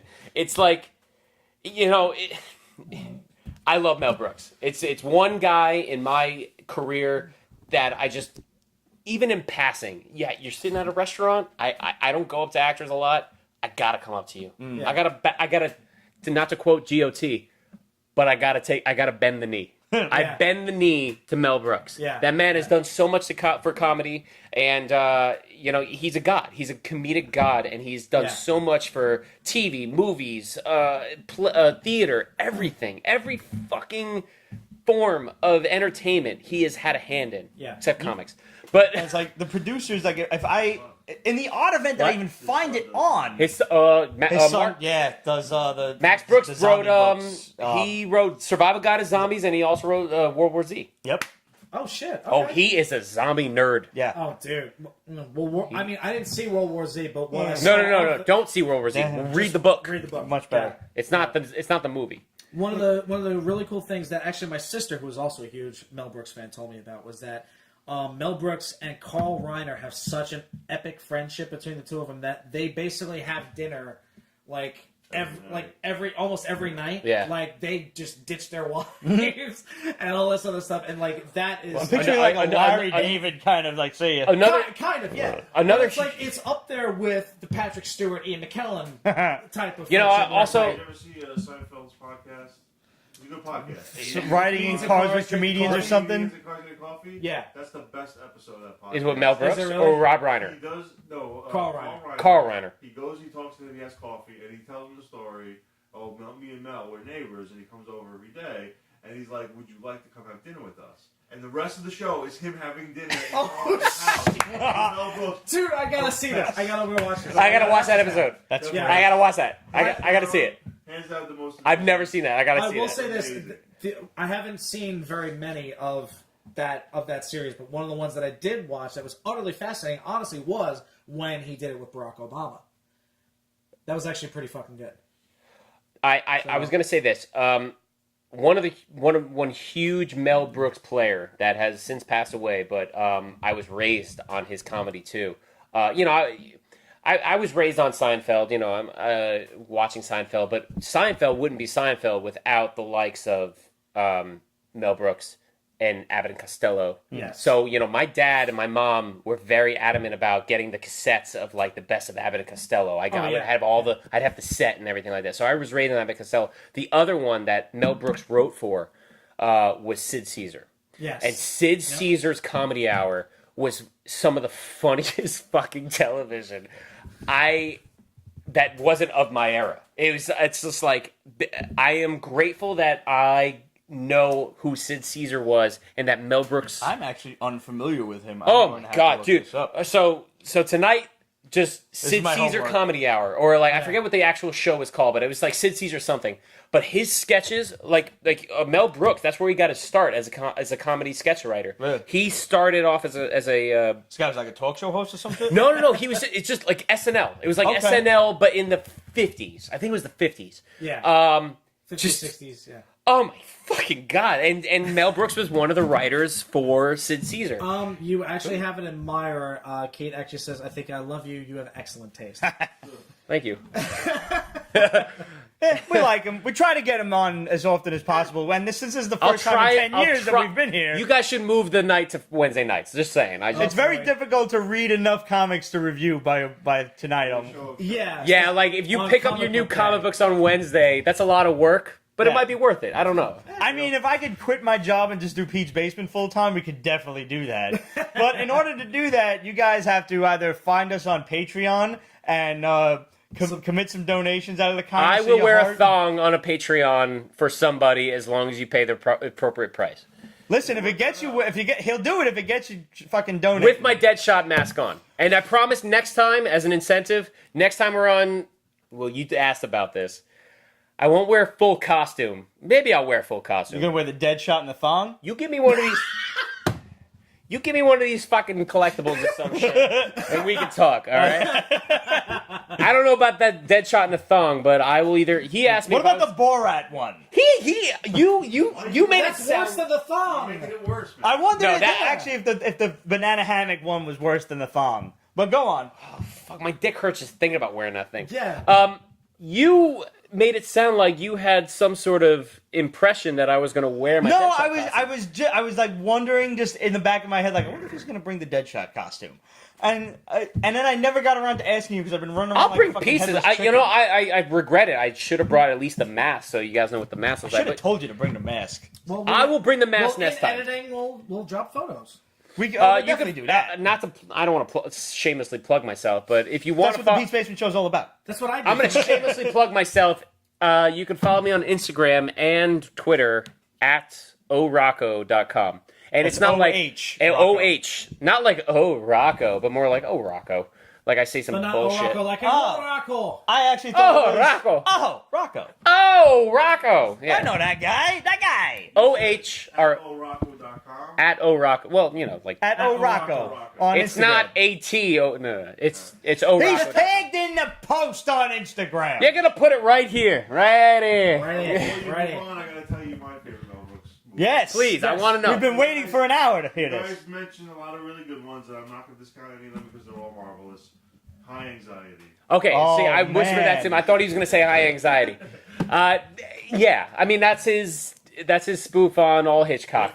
If he didn't already take it, I would have definitely said, the producers. But I mean, hey, like you guys already mentioned, you can't pass up just about any.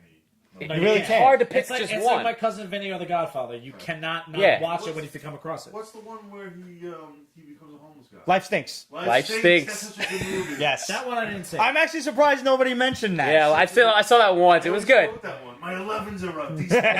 My 11s up. High anxiety's great, man. I mean, Yeah. the shower scene in and of itself was shot perfectly. Yeah, Kate. So- Nobody did mention History of the World Part 1. That is a Oh, funny fuck. the world. My bro. All right, so I went through some That of movie's these. funny as fuck, but it's just not one of my Do you, favorites. hey, do you care if it falls? What? The Roman Empire. Fuck it. When they're high. That is, you're right. The Inquisition. All right, I'm Wanna still. show the Inquisition? I'm I didn't know.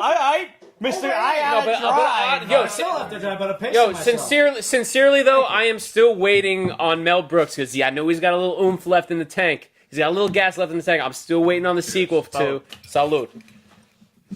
Cheers. I'm still waiting on the Mel Brooks sequel to History of the World. I want Part a sequel. 2. In the search for more money.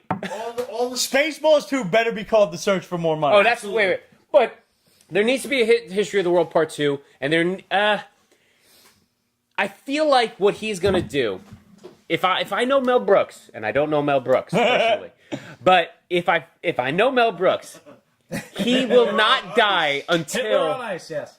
Hitler. No, In space. he already did Producers. He did Young Frankenstein. He's gotta do. What could he possibly spoof in the modern era? No. He's gonna do a musical version of History of the World Part 2. That's what I would think. Or if it's not a musical, it's gonna be a straight comedic play. You ought to do History of the World Part 2. You know, a spoof of the Avengers. That's what I was thinking too. But that would be part of it. You What know, he it's should like do is do like a celebrity deathmatch team, like fight and then eventual team up with Lloyd Kaufman. I'm just throwing it out there. Just making a suggestion. We've been talking about this shit Yeah, for yeah. way too long. Next. Well, that's what we Mel do. Brooks, is we we love rant. you. We drink and we rant. you are a god to us. Go ahead. Geek That's what I Woman do. 20. I drink and I know things. Geek Woman 20 said, I heard a rumor that after ASM 100, ASM 800, 800. I'm drunk. Yeah, I 100. heard a rumor that after ASM 800, Nick Spencer will take over. I think he could be worse than Dan Slott. I was wondering what you guys think. Dan Slott.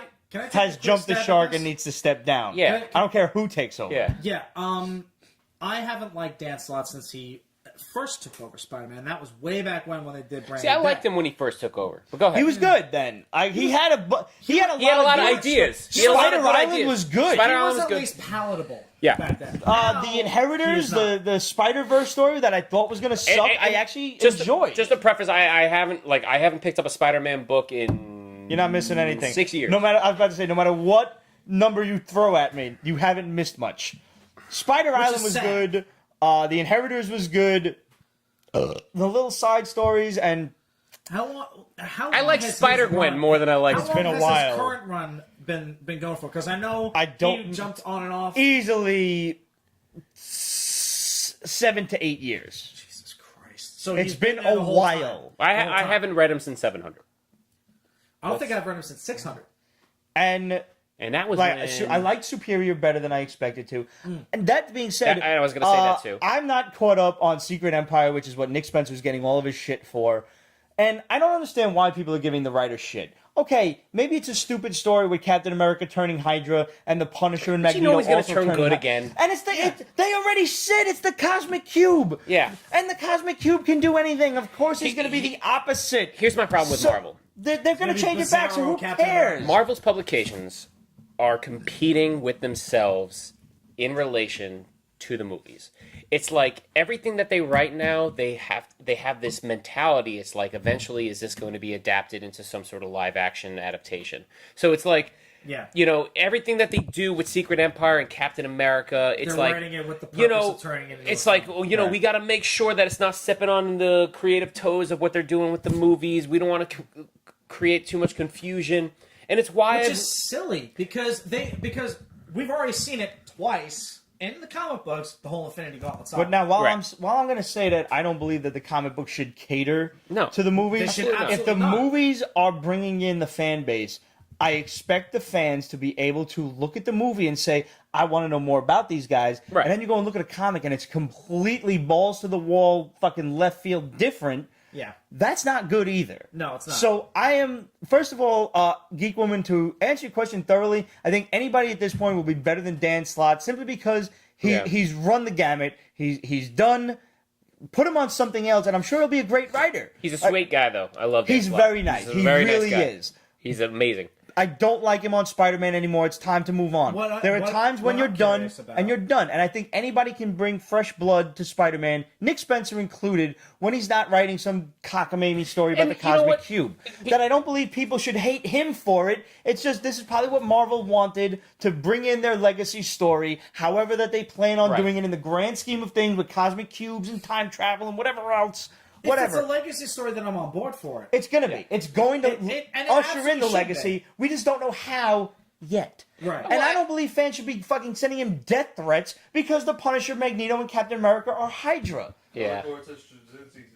Thank you. Straczynski should definitely come back. I was just about to say that because all of the haters that didn't like JMS when he did his 5-year run of ASM, I want to know where the fuck those guys are now. Yeah. Because we've been dealing with this gigantic bag of shit, with exception to Superior Spider-Man, which I did not read, but you guys like it. I didn't think I was going to like it. I didn't think I was going to like it either. I'm gonna take I thought it was weird, but it was good.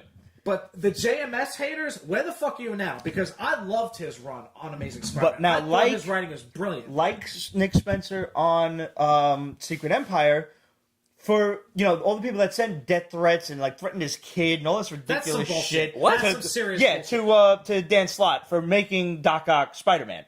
That's He got ridiculous. death threats for doing that? Yeah, swear to God. Like, and that's just the fucking internet being stupid, which I ranted about last week. Hey, internet. Fuck off. Calm the fuck down. Calm the fuck down. Like, I almost gave him my exact address and be like, come fucking Yeah, you don't want to do meet that. me at my apartment You don't want to do that. and I'll fuck you up. No matter Stop what being an happens, the status quo will always come back. Yes. Peter Parker was always destined to come back, and I'm sure it was the fan outcry by the second issue they had to show Peter Parker's ghost being in the mind of Doc Ock. Right. Honestly, I it was going to come back. Cap will be back. There's a continuity thing with like, all right, we're at issue 800 now. It's like 800 of Spider-Man. It's like, so You got another decade before you hit 1,000. the first Marvel book to do it's like, at least with Superior Spider-Man, it was this idea. It's like, okay, let's give Peter Parker a break. Mm-hmm.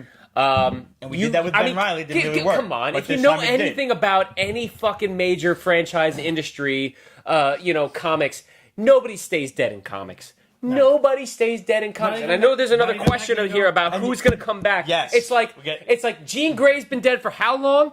She's going to fucking come back somehow. Brought it back And already. They brought her the back. funny thing was Doc Ock arguably was the superior Spider-Man on many, She's a many genius. levels. He's a genius.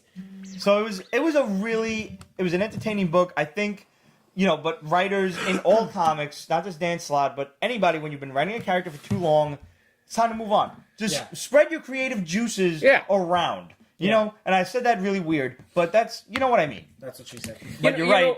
Go ahead. But this also spawns from my opinion about comic books in general, especially major titles like Spider-Man and the X-Men, and you can even go into DC. It's like, okay, you've got almost 8 decades of the same characters. I get that bringing new writers in, you're going to shake it up, you're going to spice it up, and everything like that. But when do we get new characters? When do we get characters that are really going to, sort of bring us and thrust us into the next generation of comic book lovers? We're not even the start of the generation that fell in love with Spider-Man. So it's like, how do you rope in the 10-year-olds and the 20-year-olds that want to read comic books? Makes the book look like what they're seeing on TV, on but movies. that's the problem, So it's like we love the and we're going to complain about that. There's a large number of us that love Spider-Man 3 from Sam Raimi's fucking series. I don't know any of those people, but if I ever meet those people, but for the simple fact that this is the first time that they saw Sandman and Venom on the big screen. Granted, they're shit. It's a shit movie. They convoluted everything, but. Yeah, they tried to do too much with exactly. And they did the same thing with the new, with Spider-Man 2, Amazing Spider-Man 2. Yeah. Which on Pete and Rich's recommendation, I still have not seen. Yeah, don't. I made it a point not to go see it. Now, I loved the first ASM with Andrew Garfield. Oh, yeah, no, it's a great movie. The shit out of it. I thought they did the Lizard great. Absolutely. And I think they did a nice take on the Ultimates version of Spider-Man. Mm-hmm.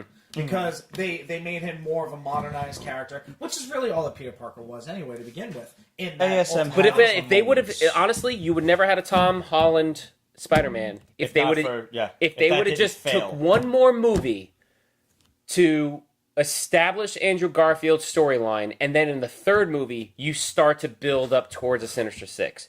They literally got ASM anxious. 2 had to fail literally for it to be where we are. ASM2 was trying to build up towards a Sinister Six movie, and it was like, what are you doing? We just got a new Spider-Man. Like, you can't do this yet. Why are you doing this? So I'm hoping now that Sony has worked it out with Marvel, that with Tom Holland, and I know you haven't seen the movie yet, you saw it. Tom Holland is Spider-Man. I always have a place in my heart for Tobey Maguire. Andrew Garfield wasn't there long enough for me to reserve a spot. So did, however, really love Emma Stone as Gwen. As Gwen, yeah. I like her. But knowing that, just because I like her, she's so cute. Yeah. I just like the way she carries herself. No, she was a good Gwen Stacy. Not even for the fact that like she's obviously pretty in that really weird I have big eyes but I'm hot kind of way. No, but she's so she's so likable that it should have been more of an emotional impact when she did die, and because it was kind of like, that's how you know your movie failed. Emma Stone is so likable. If you can't capture the earth-shattering moment, right, when Gwen dies in the comic books, then you failed immediately off the bat. And listen, the actual sequence of her falling through the clock tower and him trying to catch her was done very well, but it doesn't help the fact that you fucked up the fucking Green Goblin. You fucked up the death scene. She cracked her head on the stone. No. She has to snap her neck. She has to snap her neck. The clock chiming. I'll give her that. I'll forgive that. No, that's the whole point. Is he saved her, but he didn't save her. Don't crack. Snap her neck. Don't crack her foot. Because what winds up killing her. That's right. If she hits her head, he wasn't in time. She snapped her neck. He did save her, but oops, he didn't. The clock, however, the clock chiming 1:21.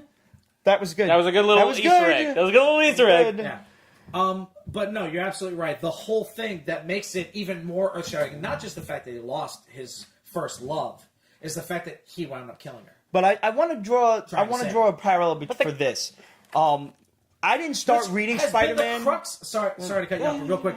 Is the crux of what is at Spider-Man's core. What is the thing that we most love about him is that despite his best efforts, he's fallible. He's completely fallible. He screws up more than he succeeds. He fucked up saving his best friend, the woman he loves. Yeah. No, somebody else didn't kill her. He fucked up. Yeah. But the problem is that, they never were able to get it all on the same page in terms of where Peter Parker as a character is in his timeline as Spider-Man. It's like in the second movie, he's been Spider-Man for a while. He's been able to perfect his abilities and stuff like that. If we were able to get, I feel like if we were able to get a Gwen Stacy death, and this is a bold statement for me to say, in the new Tom Holland Spider-Verse, it would have worked a little bit better, because here's a Peter Parker that is still trying to figure out who he is. He's young. He's ambitious. But you can't squeeze... I'm glad they didn't squeeze any storyline like that into this movie, because you've already got it convoluted as it is. And that's just... this is politics. This is literally film politics that you're dealing with, which is why you're never going to get a direct adaptation from what the 40-year-olds and the 50-year-olds read.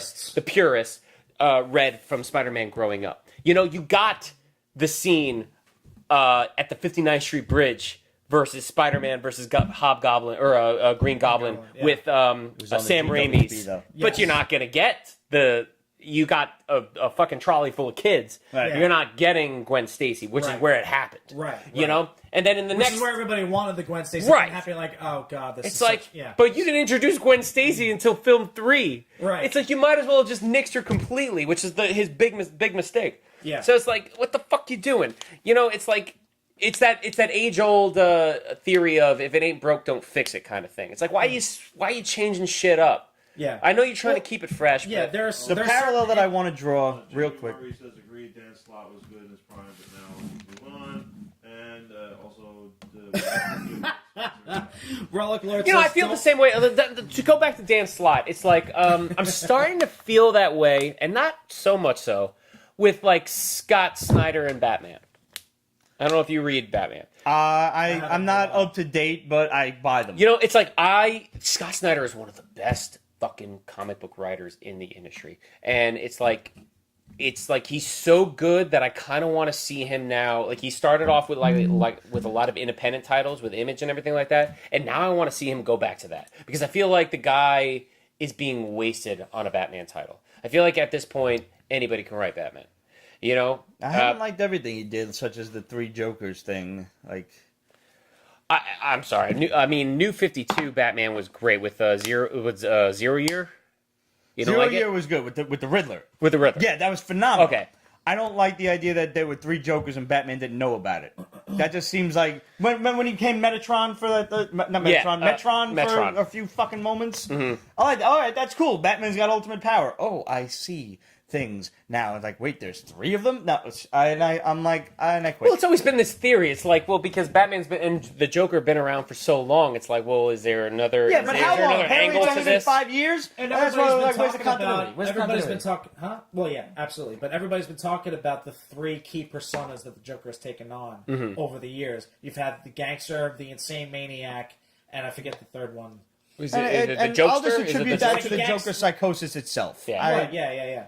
I want to draw one quick parallel back to Spider-Man for a second, and Well, the goofy compared to Romero, what Yeah, the that's Jokester. one. Yeah. the actual compared, Jokester. and that's movies. That's not necessarily. I mean, yeah, you have that in Well, comics it's a from TV the Golden Age to the Neil Adams age to what we're dealing with now, and the Golden Age shouldn't play a part in what is No, being absolutely not. written for Because now. if that, Oh, because But- in Golden because Age if he that wasn't would've even. He was supposed to die off And in his it first can't- It's appearance. fucking Yeah. Earth 1 anyway, or Earth 2, Yeah. whatever it is. But when I grew up with Spider-Man, I was introduced with Spidey in Spider-Man and His Amazing Friends on Saturday morning. And I didn't go buy comics then. I bought comics in the mid-90s right after McFarlane, during the Eric right Larson after era. McFarlane. yeah, that was And- See, I started reading McFarlane. I didn't.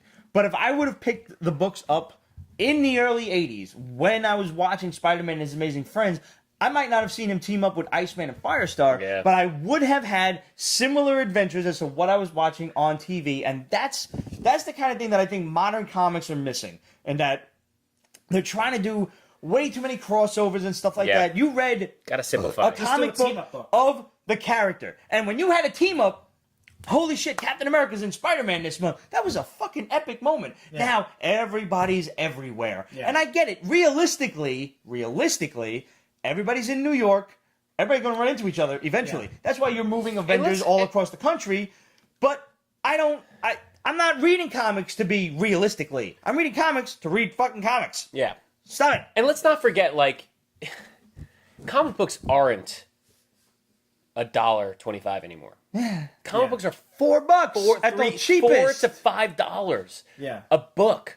That's a lot, so it's like You can't afford to get not only everything on the racks no Exactly. more. Well, you know what, and this is something I was going to mention to you before about getting your new comic books the day of on New Comic Book Day. Like, you can subscribe to, an app like Comixology and get all the books that you want, unlimited and everything like that. So, like, and I hate that that's the new way that people are up to date on their comic book reading, but because like I'm a fucking kind of guy. Yeah, you want to have the book in your I hand. want the book in my hand, and I want to be able to say, "This was a shit issue. Who cares who cares about the condition of the book? But if it was an amazing issue, I want to be able to Close it, bang close it, put it in my fucking stash, and boom, like I have that. Like I'm glad I have that book. I have 3 words for you, Yeah. just really quickly based on your statement. Yeah, go ahead. Shirtless bear fighter. I can't stress this enough. I'm going to have to put on a fucking collar, like a little furry bear collar, and start preaching this on corners in front of comic book shops. This is the greatest book that I've read. Shirtless Bear Fighter. It's amazing. Like This I is just a found book out, you'll want to read and I'm at the buy safest every time I'll fucking see it. issue. It's and very honestly, cover. like I feel like there's been a, and we're this is a whole episode in and of itself. I have to say, like there's been a flux in the comic book industry and publication specifically. There's a problem with Marvel in tying in all their titles into each other. I hate that shit. Stan Lee It's managed like- to do it. What's the problem? But Stan, Wow, but Lord said, I saw a guy ask for one at my LCS based on your recommendation. so We are what is it reaching called? The world. What is it called? Shirtless Bear Fighter. All right, so there's a book that came out like Otherwise known as Zangief. about a year ago called, what was it, Ninja something Cowboy? Oh God, I know what you're talking about. Ninja Shit. Samurai Cowboy. Samurai Cowboys or something like that. Chris Pratt is this is greenlit. This movie's happening. And it's like this is an Image title. Image is like where I sort of lean to keep my interest in comic books. Yeah.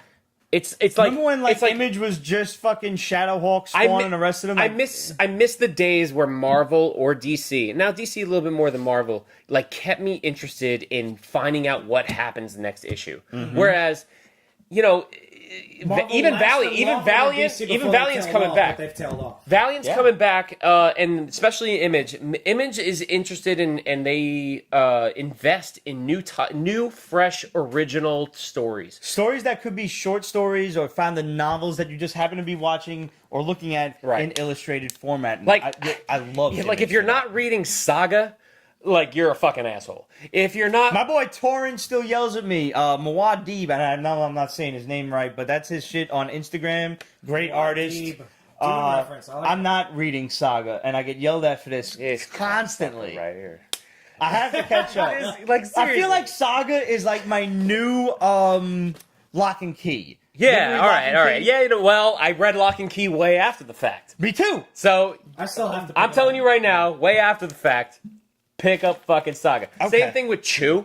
Oh man, Chew.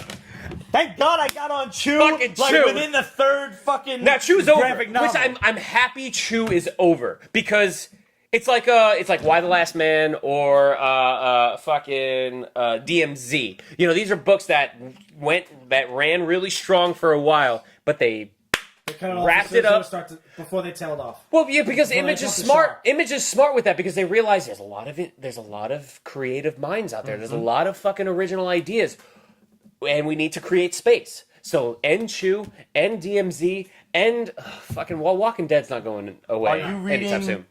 Eric Powell's Hillbilly from Albatross? Okay, I heard about it, but I didn't see. But here's the thing: that's the problem. There's so many titles that are.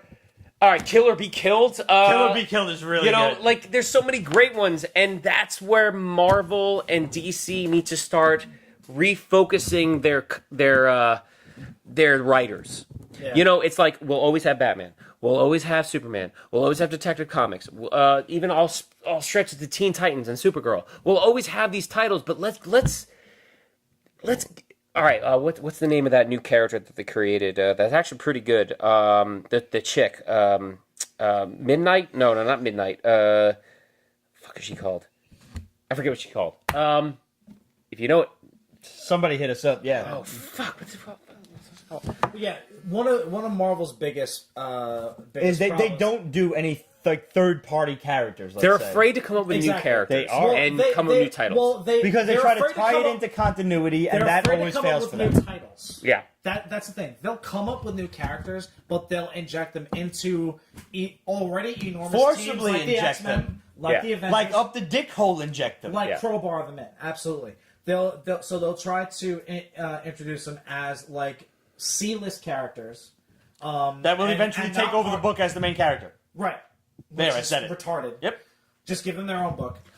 And don't give them their own book yet. Let them be guest stars. Let them have. Let's have some fun with them. Yeah. Like Moon Knight is not a carry his own book kind of guy, and he hasn't been from the '90s. It's unfortunate because Moon Knight's really dope, he's a guest star. He's an awesome guest star when he guest stars. But every time he's in his own book, it's dope for 6 issues, and then you're like...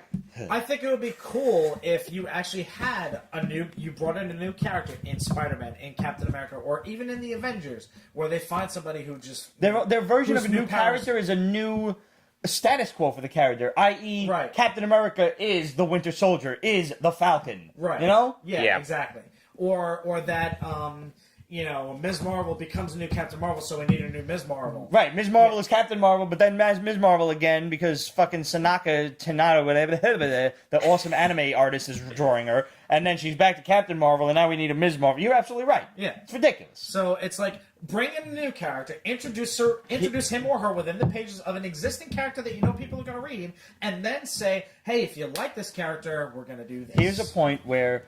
I think DC is actually doing the right thing, at least in this instance. Comic Book Finds had asked us last week or so, Are you more excited for DC's The Metal or Doomsday Clock? And at this point, I want to see Doomsday Clock, and I was going to say Doomsday Clock up until like a week ago. I'm not crazy about. All right, so I disagree with you here.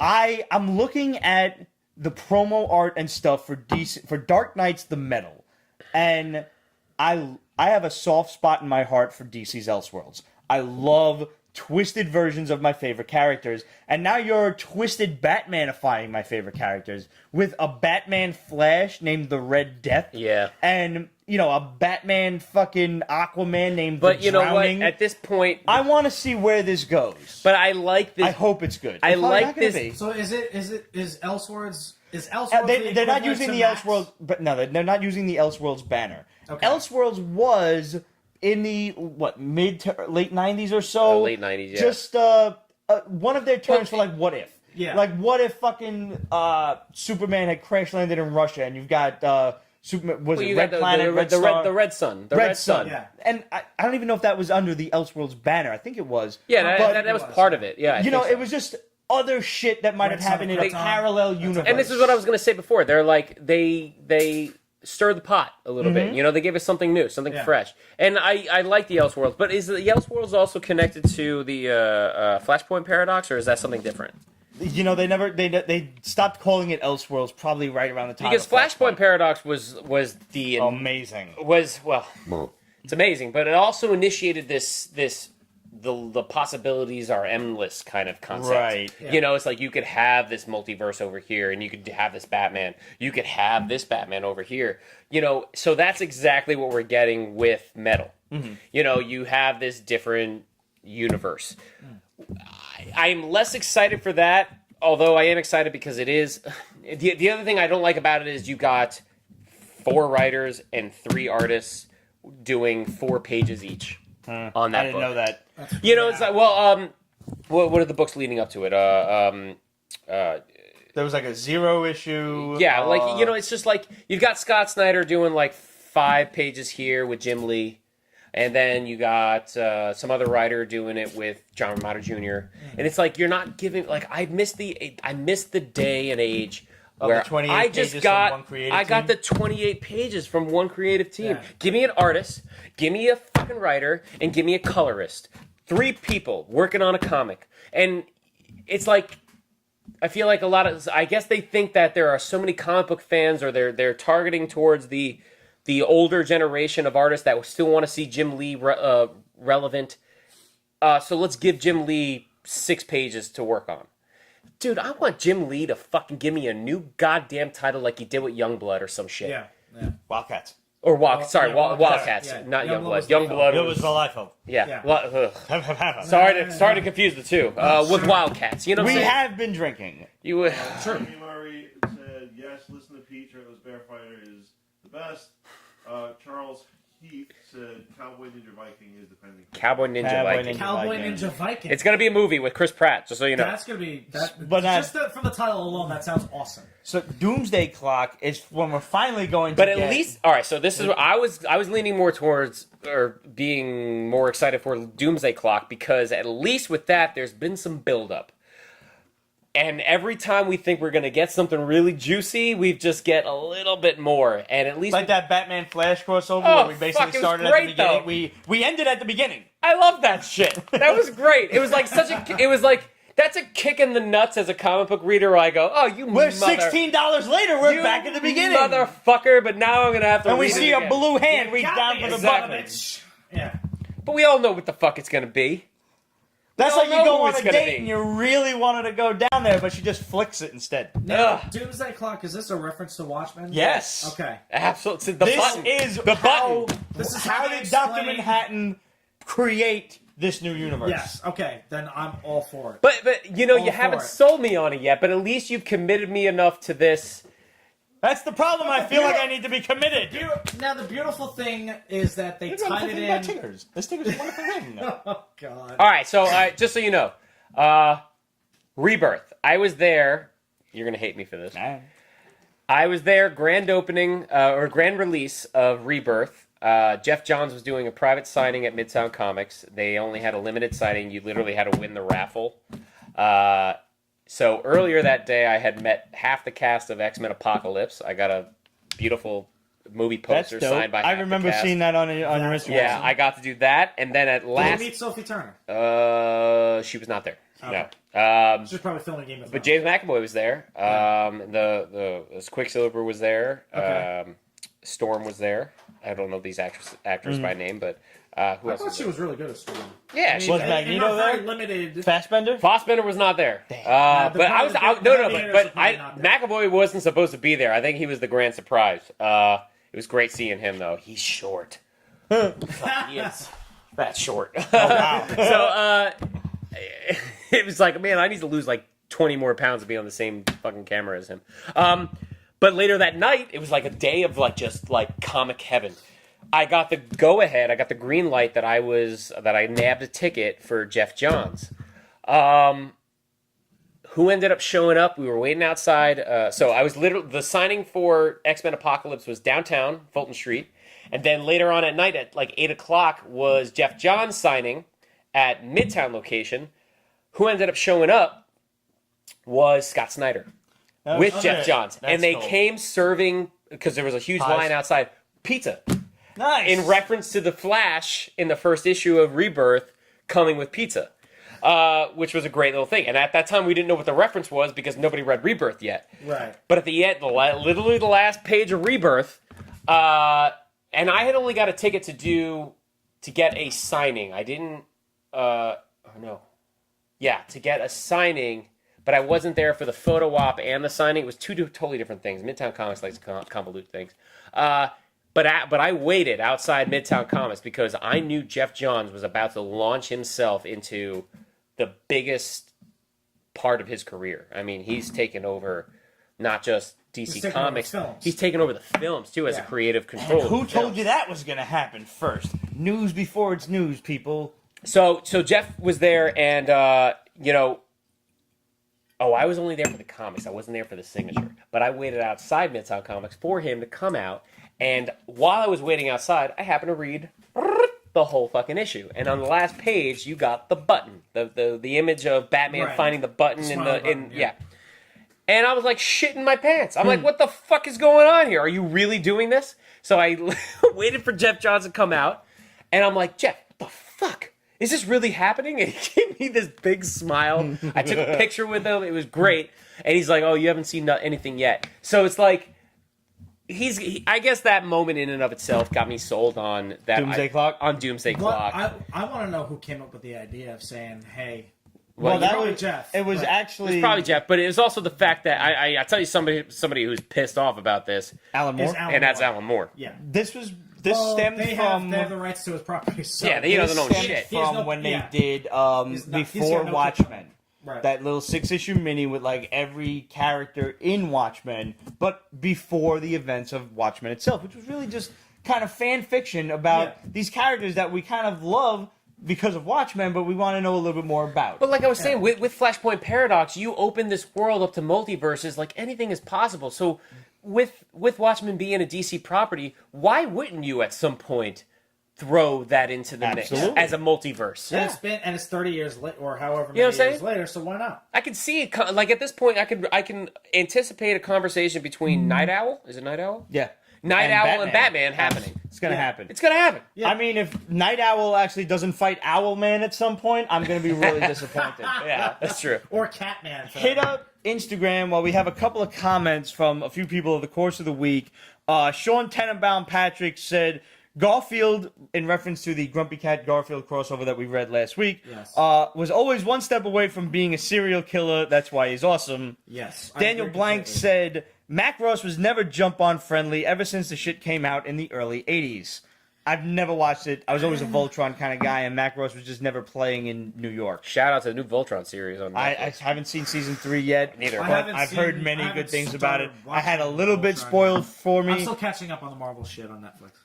I had a which bit I spoiled watched. for me on Voltron. Good luck getting through on, Iron the Fist. 270. Yeah. Sorry about that, guys. That's We the should have most probably disappointing warned you aspect. about posting spoilers, but you did, and whatever. No worries, and I still love you. Demetrios Fragascatis, our boy D, said, I only watch the show so I can send a report to the FCC. Thanks. Do you guys curse that much? Yes. Yeah. Fuck you. And I often, I often say a lot of other things that usually get edited out. Yeah, I'll take- Nothing I'll- to do with curse words. I'll take a vlog using the C word, the N word over and anything. I have never thrown out the N word. I have nor said will cunt you. many times. but over a spoiler. I like a spoiler Yeah. to me is like if you haven't waited, and I said That's this. sacrilege. I went on a Sacrilege. rant recently. Yes, I'm a GOT fan. I'm a Yes, absolutely. I'm a Game of Thrones fan. All right. It's amazing how I can't go 24, and I have HBO Go. I have access to HBO Go. It's amazing how I can't go 24 fucking hours without Without watching somebody the ruining it. episode and then somebody trying to ruin this shit. And I Yeah. blow the fuck up. I don't do Facebook rants. I don't do Instagram rants. But when you try and spoil something for me, you're gonna fucking hear it from me. All right? That shit's not I cool. saw your post and I was very upset. I feel bad because I posted a picture of an image from Sunday's episode. It's like on Monday, but I don't think I posted a What, was it spoiler. the but dragon? It was the dragon With flying her right riding? at you, which was in the preview. All right, that's fine though. That I anticipated. But if you say somebody dies or somebody almost died or anything, I get a little. Oh, I agree. Like fucking I tense up. don't even try to post funny shit until at least a week later because Dude, I you don't know could who say sees it. that GOT episode, one of the best yet. Great. That just builds up my anticipation to see it. But if it's a week, fine. If you haven't watched, if you're a GOT fan and you haven't watched the episode within a week, shame. Like, You're not a fan. You're not a fan. You don't deserve All right? to call yourself that. Pirate it, do whatever the fuck you want. I'll give you my permission. But like, watch the fucking episode within a week. So it's like after a week, anything is gold. Right, fair game. Anything is We're fair on the game. next episode now. Only problem Yeah. is I'm too busy catching up on other shit. Movies I will I haven't give. watched. No, you should be catching up on Game of Thrones. Movies I will give 2 catching weeks. up on Daredevil. Fuck you. Game of Thrones is more important. I'm telling you right now. Yeah, but Daredevil, you can binge watch all 12 episodes Anytime. No, but anytime you want. I have all the episodes of Game of Thrones Stop DVRs. sleeping. Yeah, man. Fuck It gets you. you nowhere. Yeah, seriously. Gotta get on Jesus. that. Speaking of ranting, the bagging and boarding bad boy had one of my favorite comments this week. I may have to go into like comment of the week. Said I love when Yeah, have Pete. to. I love when Pete gets on his soapbox, and that doesn't mean getting drunk. That last week I ranted about some conspiracy theories about Domino being cast as a black woman and Yeah. her doing whiteface and shit like that. Like, just go back to the last episodes. I'm not going to go into it again. But He's not coherent enough to remember. I'm not.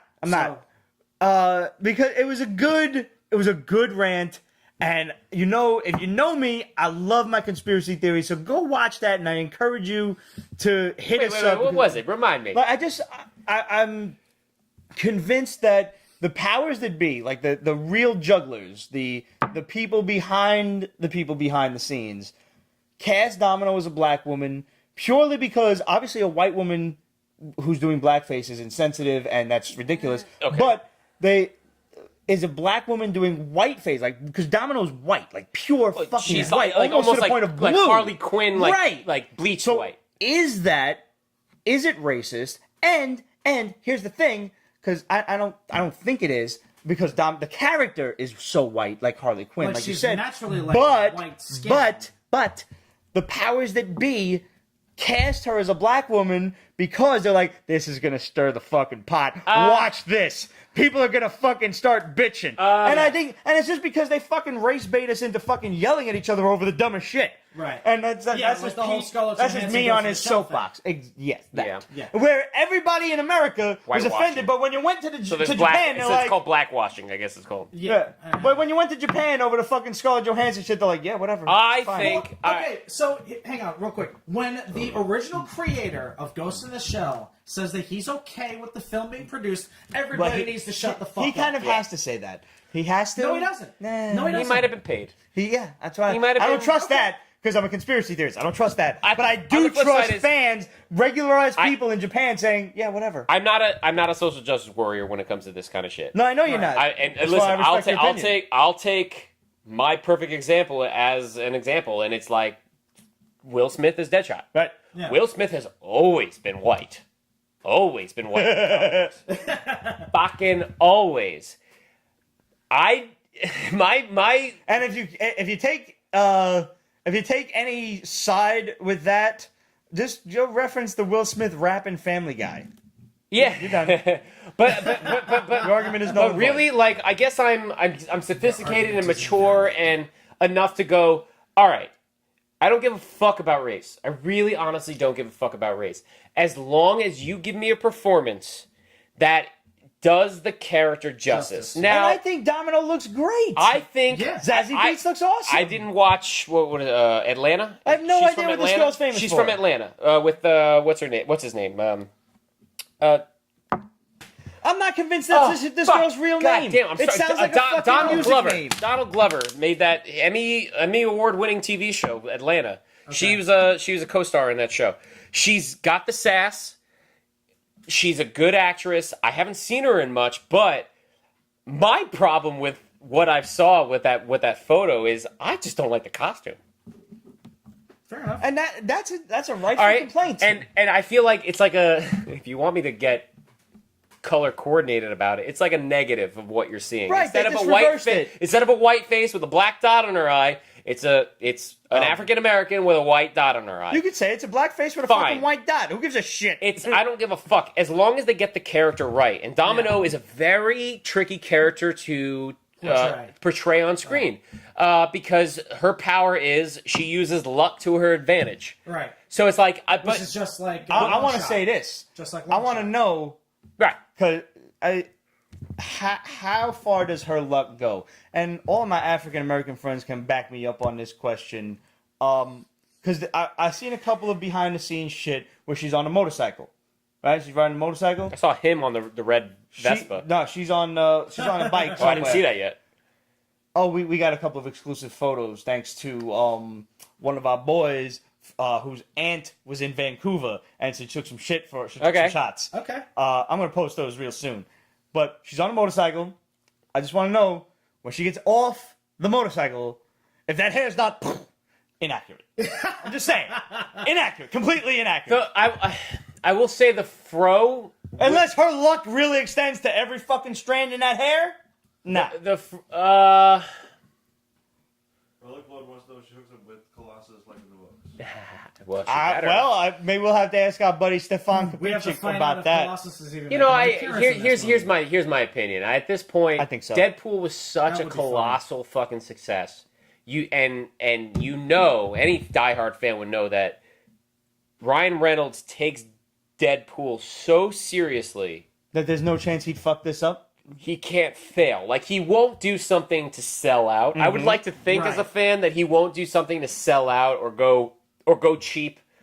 He's gonna do these characters justice, So it's like I'm looking forward to it. I don't care. Yeah. Domino is always sort of a secondary, second tier. I don't believe her race plays a fucking factor in who she is. The fact that she is like pale white, it makes her androgynous, in my opinion. Right. Yes, absolutely. Unless there is some sort of script saying I'm white, which never happened. Domino should just be badass. She should be the fucking antithesis of Deadpool. And classic Domino story, if you've never read it, 3 issues with Wolverine, sex, and violence. Go get it. Awesome, yeah. Great. Awesome art. Gabriel Delotto, I think, does the whole shit. Amazing. Another one has been rendered to just doing covers. Yeah, it's like... here's a side note. Remember last week we were reading Galacticon, and we were talking about the little sidekick guy, R2-D2-ish character, speaking only music notes. Yes. Eric Kosher, and I hope I'm saying your name right, said, yo, you got to realize that the comic is based on an album named Galacticon. Yo, who does the album, bro? Because I really want to look this up. I need to find the artist and I need to find this music. Said there will be a section focused on Lord Beastblade, who's the bad guy. Okay. His time will come. I highly suggest you listen to the amazing album. I'm already down for the cause, bro. Thanks for the heads up, because I had no idea that was the case. Yeah, Certainly explains why the little guy's talking in fucking music notes. Right. Who does the song? Or is that actually Galacticon is the name of the group? I'm sure a quick Google search will answer this. But, we like to talk to you guys, so we want to know what you guys think. And, of course, thanks for all the questions. We got a couple more to go to, but hit us up, questions@Pete'sBasement.com, Facebook.com/Pete'sBasement, Instagram, Twitter, Pinterest, etc. At Pete's I have Basement. an idea. I wanted to say, Relic Lord, I have an idea. I'm holding all your questions for when Ramon gets back. Just so you know. I have an idea. What if I were to do a reaction video if I find the album? And I think that's a great idea. Okay. All right, that I will. What do we got on Instagram? All right, Instagram. Absolute says, if Supernatural ever ended, would you like it to continue on in a graphic novel, or would you rather it just end in a series finale on TV? I would like to see the only way that this series can end fucking, I'm going to say successfully, and that's like, you know, with fans not taking exception or coming up with their own shit. You got to kill the boys. You have to. You have to actually permanently fucking kill them. Do a movie. I'll use Firefly as an example. Where they martyr it's like themselves? Firefly has tried to stay alive. Have to kill them. Firefly has tried to stay alive with comic books over the years, and it's just like nothing. You know, you should have just left it at Serenity. Mm-hmm. Yeah. Or if you're going to do any sort of revival where you finalize the story, Nathan Fillion's got to be involved, and you have to do it right. But Yeah, like, you have to do it either Supernatural with has a movie. spin-off coming with Wayward Daughters, and we're not sure what network may or may not be picking it up. It's gonna be like Torchwood. Yeah, probably. I'm okay with it because Kim Rhodes is really hot. She's like 50 and she's so hot. It's ridiculous. She got that little pixie I was never a cut going. Supernatural guy, so you guys are talking amongst yourselves. But she's Yeah, she's I hot. watched it. But So just, you know, take my word for it, just 'cause I've never had bad basic taste. principles of, like, you know, ending a series and then bringing it back. And it's like, you know, I always feel like, just end the shit. There are going to be people who complain, but end their characters. You want to do the spin-off, but They make such a huge... make them have to do the spin-off. They make because such a huge splash at Comic-Con. Yeah, they do. Supernatural. They love it, man. How long is that? When was that show aired? 13 years ago, 13 bro. years? They've been on for 13 years. Yeah. Yeah. And I haven't watched The a single longest, moment of it. the show watched a itself is fucking older than the episode. network. Yeah, It's now the CW. It was on when it was the WB. Holy shit. And nobody thought it was going to go to I apologize to all the fans they out said the there same that thing watch this about that The are Simpsons Supernatural and fans. Family Guy, both on Fox. I'm hooked. I loved it. I started watching it. I've been asked why I watch it because it's really nothing but like hot guy soup. And I mean, as a perfectly heterosexual male, I can tell you when a dude Is it is good looking or vampires? not. It's vampires. It's werewolves. It's All right, fucking I'm very picky every mythological monster. They draw a lot from myth Right. and stuff. So But it that's can the be thing. fun. It's like I'm so picky with the vampire mythological creature genre thing. It's like I like True Blood. I committed to True Blood. You know, so like when True Blood ended, I'm like, okay, I'm done with fucking vampires and werewolves and fucking fairies and shit for a while. What's your take on the Witcher's take on vampires and how they... Well, The handle those Witcher's, characters? but that's during the time at which that shit spawned from. So it's like medieval era. So Right. that to me is like fantasy. That's like if you're into Witcher, you're also into Lord of the Rings. Yeah. You know what I'm saying? So it's one and the other. It's like Yeah. But you never... Well, at least so far. I mean, I'm playing through The Witcher 3 now. and I'm talking not- about like this interview with a vampire, modern Right. day. You know, this is more like Castlevania Yes. today kind of nonsense, where it's Right. like you're That's, taking. I want to see like those Yeah. kinds of vampires. Right. Well, These yeah, vampires and- are a little bit different on the show, but not enough that cause I'm like you. I But want it my also seems like traditional such like vampire. it also seems like soap drama kind of shit. My biggest problem is every monster, and this is for a lack of budget on special effects, takes human form. Also, let me ask you this. So Right. it is what Also, it let is. me ask you That was this. kind of my point. Let me ask you this. That's the Let issue. me ask you this. Can you kick my ass? No. Compared to Buffy the Vampire Slayer, I never watched Buffy. Comparing what to... I have seen Supernatural. 3 episodes of No. Buffy in my entire life, so I have no. I've watched a basis. couple episodes. Yeah, Now I've I seen have anime friends. for myself. I have best friends that are Hopelessly addicted to the shit. fucking Yeah. Buffy, And are mega in love Fans. with David Boreanaz as Angel.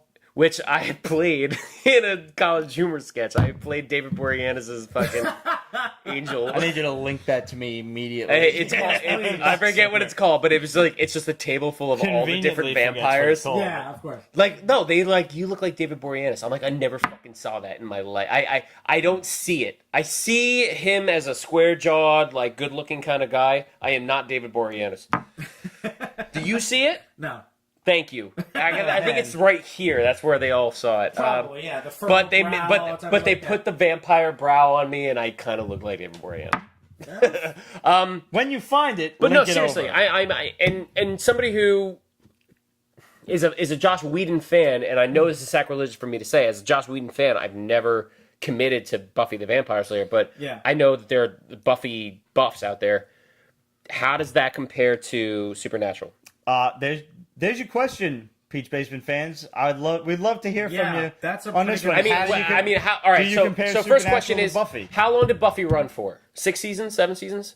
Thereabouts. All right, I think. and then you got With the Angel Supernatural spinoff. that runs for 13 Twice as long. years. Yeah. Fucking, is there a comparison there? I don't know. I will tell you this: that I've seen sparse episodes of Buffy just Yeah. because it was one of those like I could never commit to it. They did So- a reunion last year. Yeah, they did. Yeah. I watched the silent episode, which was really creepy. Mm-hmm. And I watched the Dracula episode, which was anytime they do Dracula, because I'm a Castlevania freak. Yeah, right. So when you do Dracula, I need to watch it to make sure you do Dracula right. Do you like Hugh And Jackman's Van Helsing? It was okay. You want to fucking laugh? Yeah. I loved Gerard Butler's Dracula 2000. Really? Yeah, the idea that he's Judas Iscariot, loved it. I like Bram Stoker's. Well, I mean, Gary Oldman is the Gary fucking Oldman. man. Yeah, let's not. Gary Let's, Oldman was fucking. let's not cross paths here. Despite the horrible performance by Keanu Reeves and Winona Ryder, Yeah. But when there's something about that movie. in Buffy when they did the Dracula episode, when she's he does all this vampire stuff, and she's like, "Who are you?" And he's like, "I thought you would have known." And he was just so arrogant about it. He's yeah. like, and the first thing that I noticed when he was like, "I'm Dracula," they fucking said his name right. They said his name and I'm right. like, all right, I'm sold. I'm good. We're good on this one. I don't care what the hell happens for the next 40 minutes of this episode. I am so We're good. fucking picky with my vampire genre. I'm so picky. So I guess you basically hated what they did with Blade Trinity. Oh my God! Don't even. No, Blade Trinity. Honestly, I hate it. Not even that. No. Not even that. The fact that it was like Dominic Purcell as Drake. Dracula. Yeah. As Drake. No, not even. Yeah, well, Drake. Dracula, but Drake. Yeah, really? no, so bad. Yeah. Hannibal, And you're Cannibal stemming King, off of Hannibal number King. 1, and then 2, which was okay. You've got super villain v You have vampires, Ron Perlman whatever. as the leader of the Death Squad, which was cool. No, that was the second movie. That That was was the second one. that was Blade. First one I Blade loved. 2 is the Second best. one was Blade 2 good. Oh, really? You like the first one over the second one? I do like the I first do. one over the second one. Ooh, no. Blade 2 is the shit. That's Guillermo del Toro at his best. All right, not his best, but No, I think Pan's Labyrinth was him at his best. Pan's Labyrinth is yeah. No, nothing beats the fuck. I can't even sleep now. I'm glad. Scared myself. I'm glad there is no hope now for him doing Hellboy because he needs to give me another Pan's Labyrinth. Charlize Theron just got cast as the Blood Queen. If anybody cares. No, it wasn't Charlize Theron. It was No, Mila Jovovich. Mila Jovovich, which is actually my first concern for that movie. I mean, granted, as long as her husband is nowhere near creative control over this fucking movie, then fine. Who's her husband? Fucking what's his name? Paul Thomas Anderson. No, P.T. Anderson. What's his name?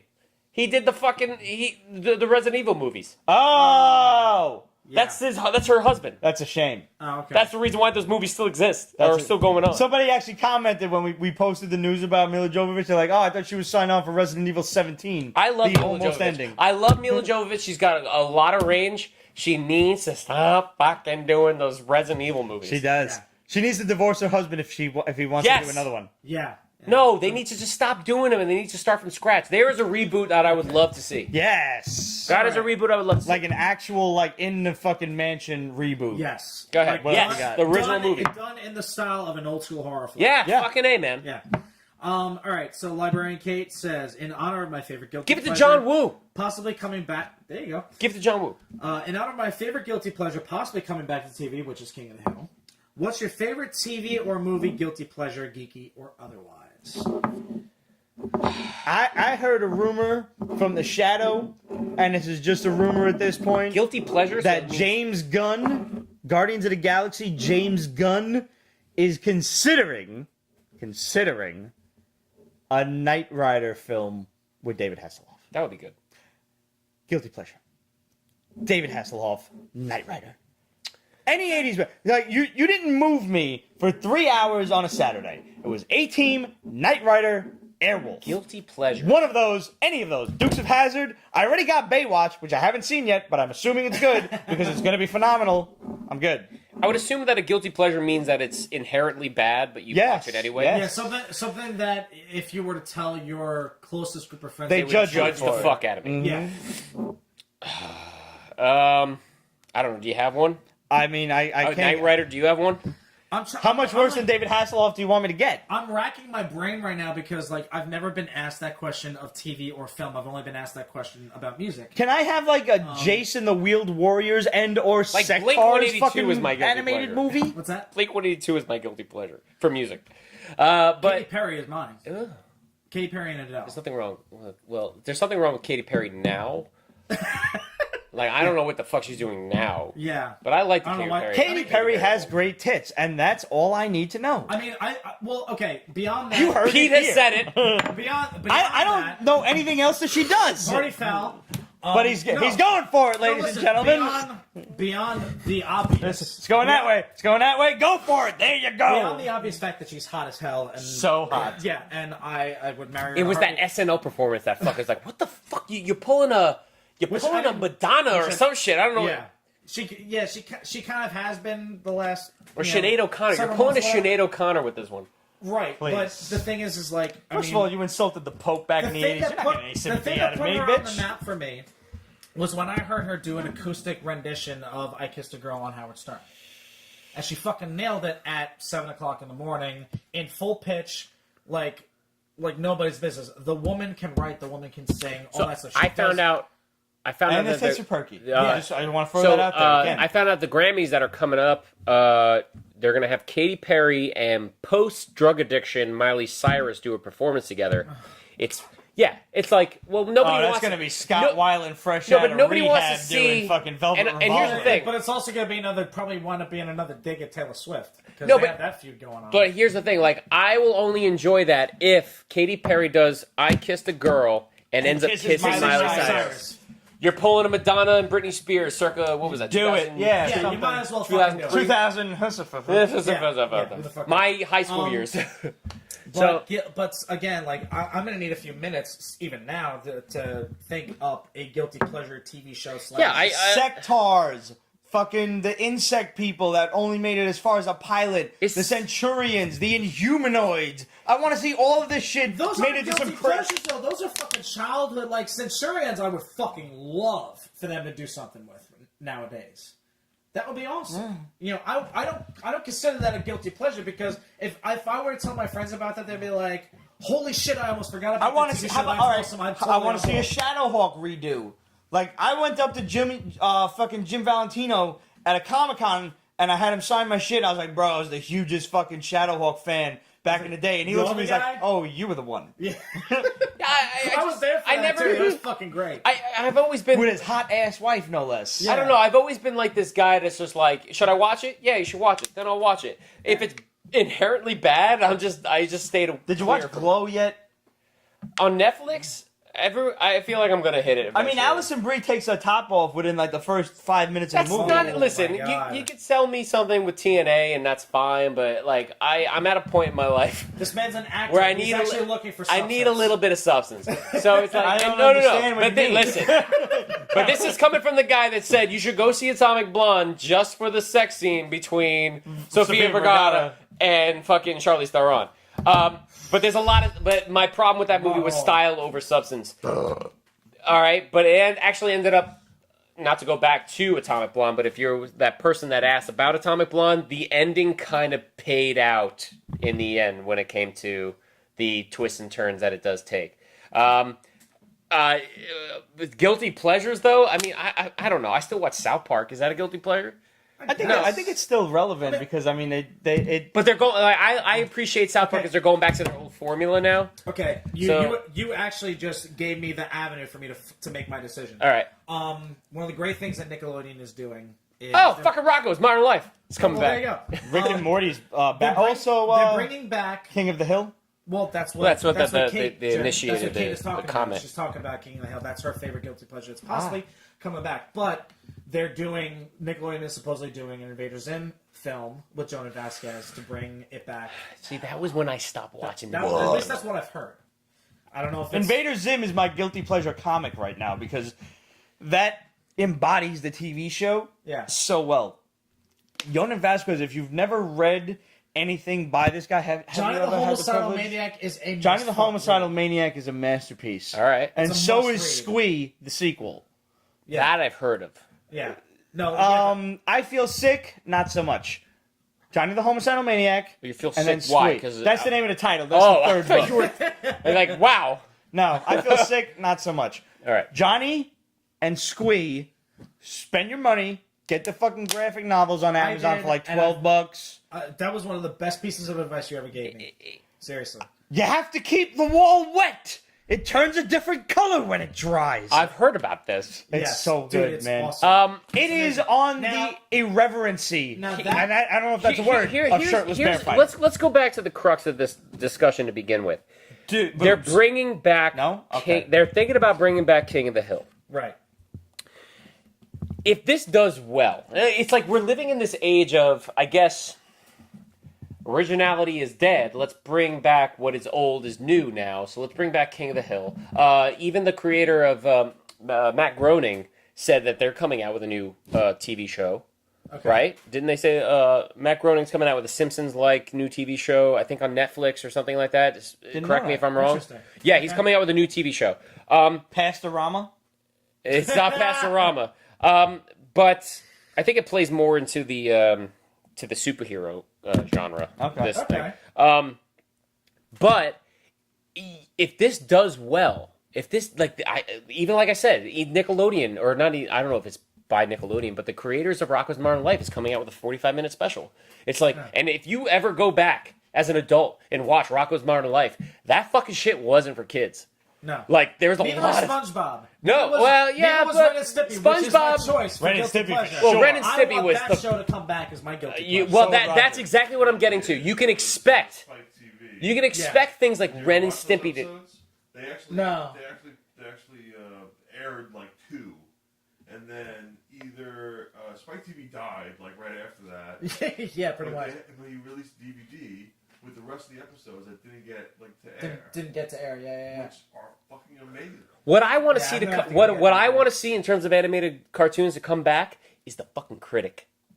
The Critic. Oh, wow. Okay, Bring the Critic back, man. Like that show with John Lovitz as the lead. Like that is was dry something that humor would at be its finest. it's dry humor, Yeah. but it's like you have so much material to work with now. Not just film and TV, but politics. I feel like they did bring that back. Did they? I feel No. like there was a research of the Critic. They did like. I don't know that. I feel like there was. There was like. It was like That's something to look up. episodes or Well- something like that. What else we On the got? heels of that, an interesting, just a quick other caveat, a very interesting animated show that was on Comedy Central that would be considered a guilty pleasure, and I wouldn't mind seeing it come back, was Dr. Katz, Professional Therapist. The same thing. Which was, yeah, That's the same thing. Super dry humor, a lot of shit that you would not pick up on unless you were paying attention. Fucking A. But there was some really good humor in But there. don't forget they Birdman. I mean, Well- who didn't fucking Well, love listen. that? I mean, I actually binge watched Harvey Birdman about a month ago. Does it How do hold you up? feel? Does it? Well, does it hold up? No, but there's something about it that it harkens back to the age-old like Johnny Quest cartoons, the old Yeah. kind of barbaric cartoons. So there was something aesthetically pleasing about that. I want to. About Harvey Birdman or Harvey Birdman Attorney at Law. Attorney at law. That's No, what it Harvey Birdman, Attorney at law. Great fucking show. But Space Coast, like Coast I to want to Coast. see more money pumped into Venture Brothers. Yeah. Like it takes these guys 3 years sometimes to come out with a new season, and it's like if anybody is out there that is a die-hard Venture Brothers fan that has watched every episode, it is one of the best episodic cartoons ever. A homegirl, Jess, that? Jess loves Venture Brothers. I'm Loves looking at the camera. I'm looking at you. Venture Brothers. You gotta watch it. It is fucking great. Not only is it like, does it pay tribute to the old Hanna-Barbera, Johnny Quest kind of like cartoons of old, but it has chock full of pop culture reference, dialogue by dialogue. Every fucking episode is just like, yo, this show is made for me. This show is made for us. Anybody watching this show right now, Venture Brothers is made for us. And it's amazing how much they struggle to get a season out there. That is by far my favorite cartoon till this day. Okay. Saying it's 2 hours 30 minutes. We are not having a 3-hour episode. we're almost there. we're What almost done. what other we got? What other questions we got? Actually edit the episode? It's just gonna go I didn't think so. So Except for this one I section. blame myself. Yeah. Sorry. We have one other legit question on the Instagram, and it is from Relic Lord, but we'll ask it anyway. Are you watching Midnight Texas? It's supernatural on steroids, but the monsters are good guys. I've never heard of Midnight I'm Texas. sorry. Neither I've have never I. heard of it. Sorry. Neither have I. So I guess that would be a resounding no. Is it what platform is it on? Is it? That He doesn't say. Didn't say. Didn't say. So I guess I'll we'll have just to Google that Google. one. Yeah. We'll have to Google that one. Midnight Texas. Yeah. Google that shit. Sounds like a half-ass preacher. And did we? I got every single one of these. There was one. This one. The Yeah. thing Oh, we missed one. Do you- Okay. Do you? This is from Vegetable Tube. Do you think one of Thanos' Black Order kids is wearing a symbiote as part of their battle outfit? I would not eject it from the realm of possibility. That's a good answer because at this point we know for a fact that the MCU and whatever Sony verse, whatever you want to call it, is in the same universe. Amy Pascal was not lying at that point and we know this because dude who's playing Scorpion, actor's name escapes me, is going to go from Homecoming to Silver and Black, which is the Silver Sable Black Cat movie, and he's going to be playing the same character. He's going to be Scorpion. So they're in the same universe. They exist within the same realm. At this point in time, at this venture, do not expect a crossover because Marvel doesn't want to waste Tom Holland's contract with Doing- Also, doing let's not little forget- fucking snippet appearances. Tom Right. Hardy is now set to play Venom in his own movie, and they have said at the moment it is purely a Sony property. It is not going to cross over with with the Right, so you Marvel may get universe. like a mention or something at the very least. I will say that Marvel will play their cards right with this, and not they will leave it open to a possibility. But as far as it being addressed in, say, Infinity Wars, Probably not. no, it will not be addressed in Infinity Wars. But as something that Do you possibly, think they'll address Infinity War in Venom, on the other hand? Most No, likely. no. I honestly think that, my opinion on Tom Hardy playing. I hope he's playing Eddie Brock as Venom. With them saying that it's not going to have any relation to the Spider-Man verse with Marvel right now, it's going to be its own standalone movie. I think it's going to be more along the lines of that solo 1990s Venom series that had come out, where he kind of plays like a guy that almost He's like trying to play Spawn, the protector. almost like Spawn, like he defends the homeless and the Yeah, that was alleyways the and stuff like protector that. kind Yeah, of he's a thing. protector thing. That's fine, but I guarantee you that Marvel keeps the doors open for possibilities down the road I'm too. sure. So they won't not address things, or they won't nip things in the bud to Most make fans it to just don't separate them. understand how you can do Venom without doing the Black Symbiote first. And, as one of those fans, I guess we'll just have to wait and see. I mean, the problem is that with the Black Symbiote, it's left a bad taste in everybody's mouths from Spider-Man 3, from the Sam Raimi Very true. situation. And I don't think this movie from Sony is going to do this any different. No, I don't. I don't disagree with that. I think they're either. rushing things. However, They can the always- fact that Tom Hardy is going to It's the only thing that lends credence to the movie. absolutely, Yeah. absolutely. I feel like they might Tarantino this thing, where if like, let's say Infinity 1 and 2 comes out, we don't get a Spider-Man movie, but we get a Venom movie. We'll get the Venom movie. We'll establish what the symbiote is. It's this alien life form. And then down the road, we'll Tarantino it and go back, and we'll establish that maybe it was Tom Holland that got the symbiote first, and it So we'll made just its do the way. whole thing in a flashback. I don't know. I mean, that's all speculation. I mean, like, just let them. Sounds like a bit of a cop out. I mean, Marvel, like, The problem That's is that I don't think the symbiote story is something that you can waste an entire movie with Spider-Man on. yeah, but it came into the Secret Wars, didn't it? Yes, Yes. it did. Like, so- Which is hokey. But so we're not doing Secret using Wars. We're doing the Infinity War. Infinity War would be the excuse. Yeah, Yes. exactly. So, That's the reason why this question's even being Yeah, asked. So right. Vegetable Tube, I can say that I hope you're right. I would love to see that. Because it would be a great I- Easter egg, a great cookie to leave the fan. try not to be disappointed if it doesn't happen. it'll end up in a Right. post-credit And scene. I have my own theories about where Marvel's going with their continuity and everything. which I'd like to address at a later date because it'll lead to another hour discussion, which 3 hours. We don't have because the fucking equipment's gonna run out of batteries. Pretty much. So, guys, thanks for tuning in. Hope we answered all your questions. Little left in here. If you have any more questions, hit us up. questions@peachbasement.com, facebook.com/peachbasement, Instagram, Twitter, Pinterest, etc. @peachbasement.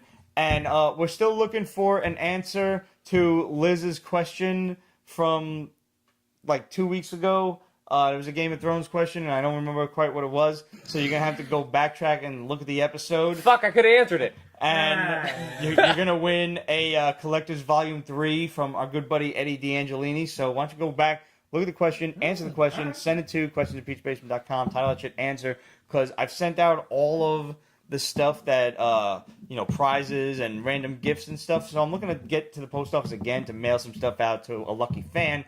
And hopefully that's you. So we'll see you guys next week. Rock, thanks for coming on the show, Hey, man. bro.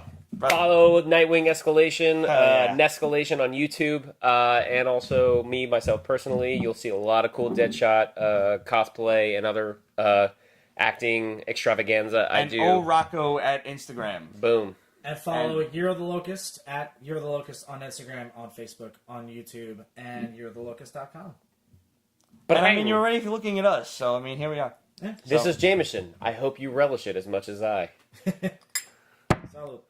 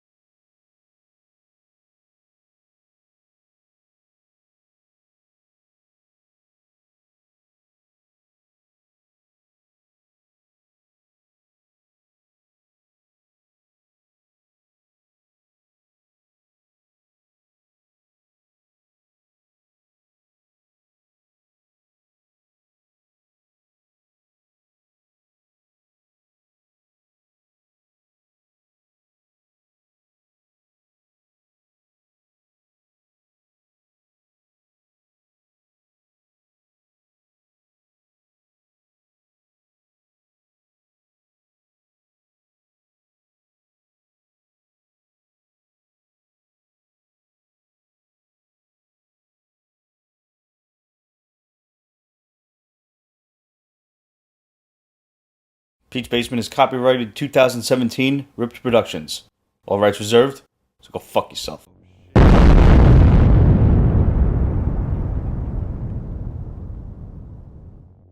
Abe's by random host guy. Abe Lincoln? No, Abby. Absolutely. Oh. Absolute. No, not Abe Lincoln. Abe Lincoln! Hey, Hold the reins, man. I'm on the East Bank. I'm on Well, the West Bank. It ain't exactly the Mississippi. It's better to be It pissed ain't off than that pissed on. Critical. Right. Well, that ties into other questions, too. I'd be worried about getting pissed on. Arguably Dave Chappelle at his greatest. Because unlike some other Robin Hoods, I can speak with an English accent. Oh no, that's Dave Chappelle at his worst. He even said multiple times, like, he's like, I did that for the paycheck, man. I was just starting off, trying to break in. My favorite Mel Brooks movie. I'll clue you in on that. But Yeah, but save it because it's one of our questions. That's right? actually one of the questions. Did right? you know that? No. Yeah, we got asked, so save it. Oh, I thought that's why you mentioned it, or we started quoting Mel Brooks. No idea. Oh yeah. No, it's just this is what happens. It's good to be the king.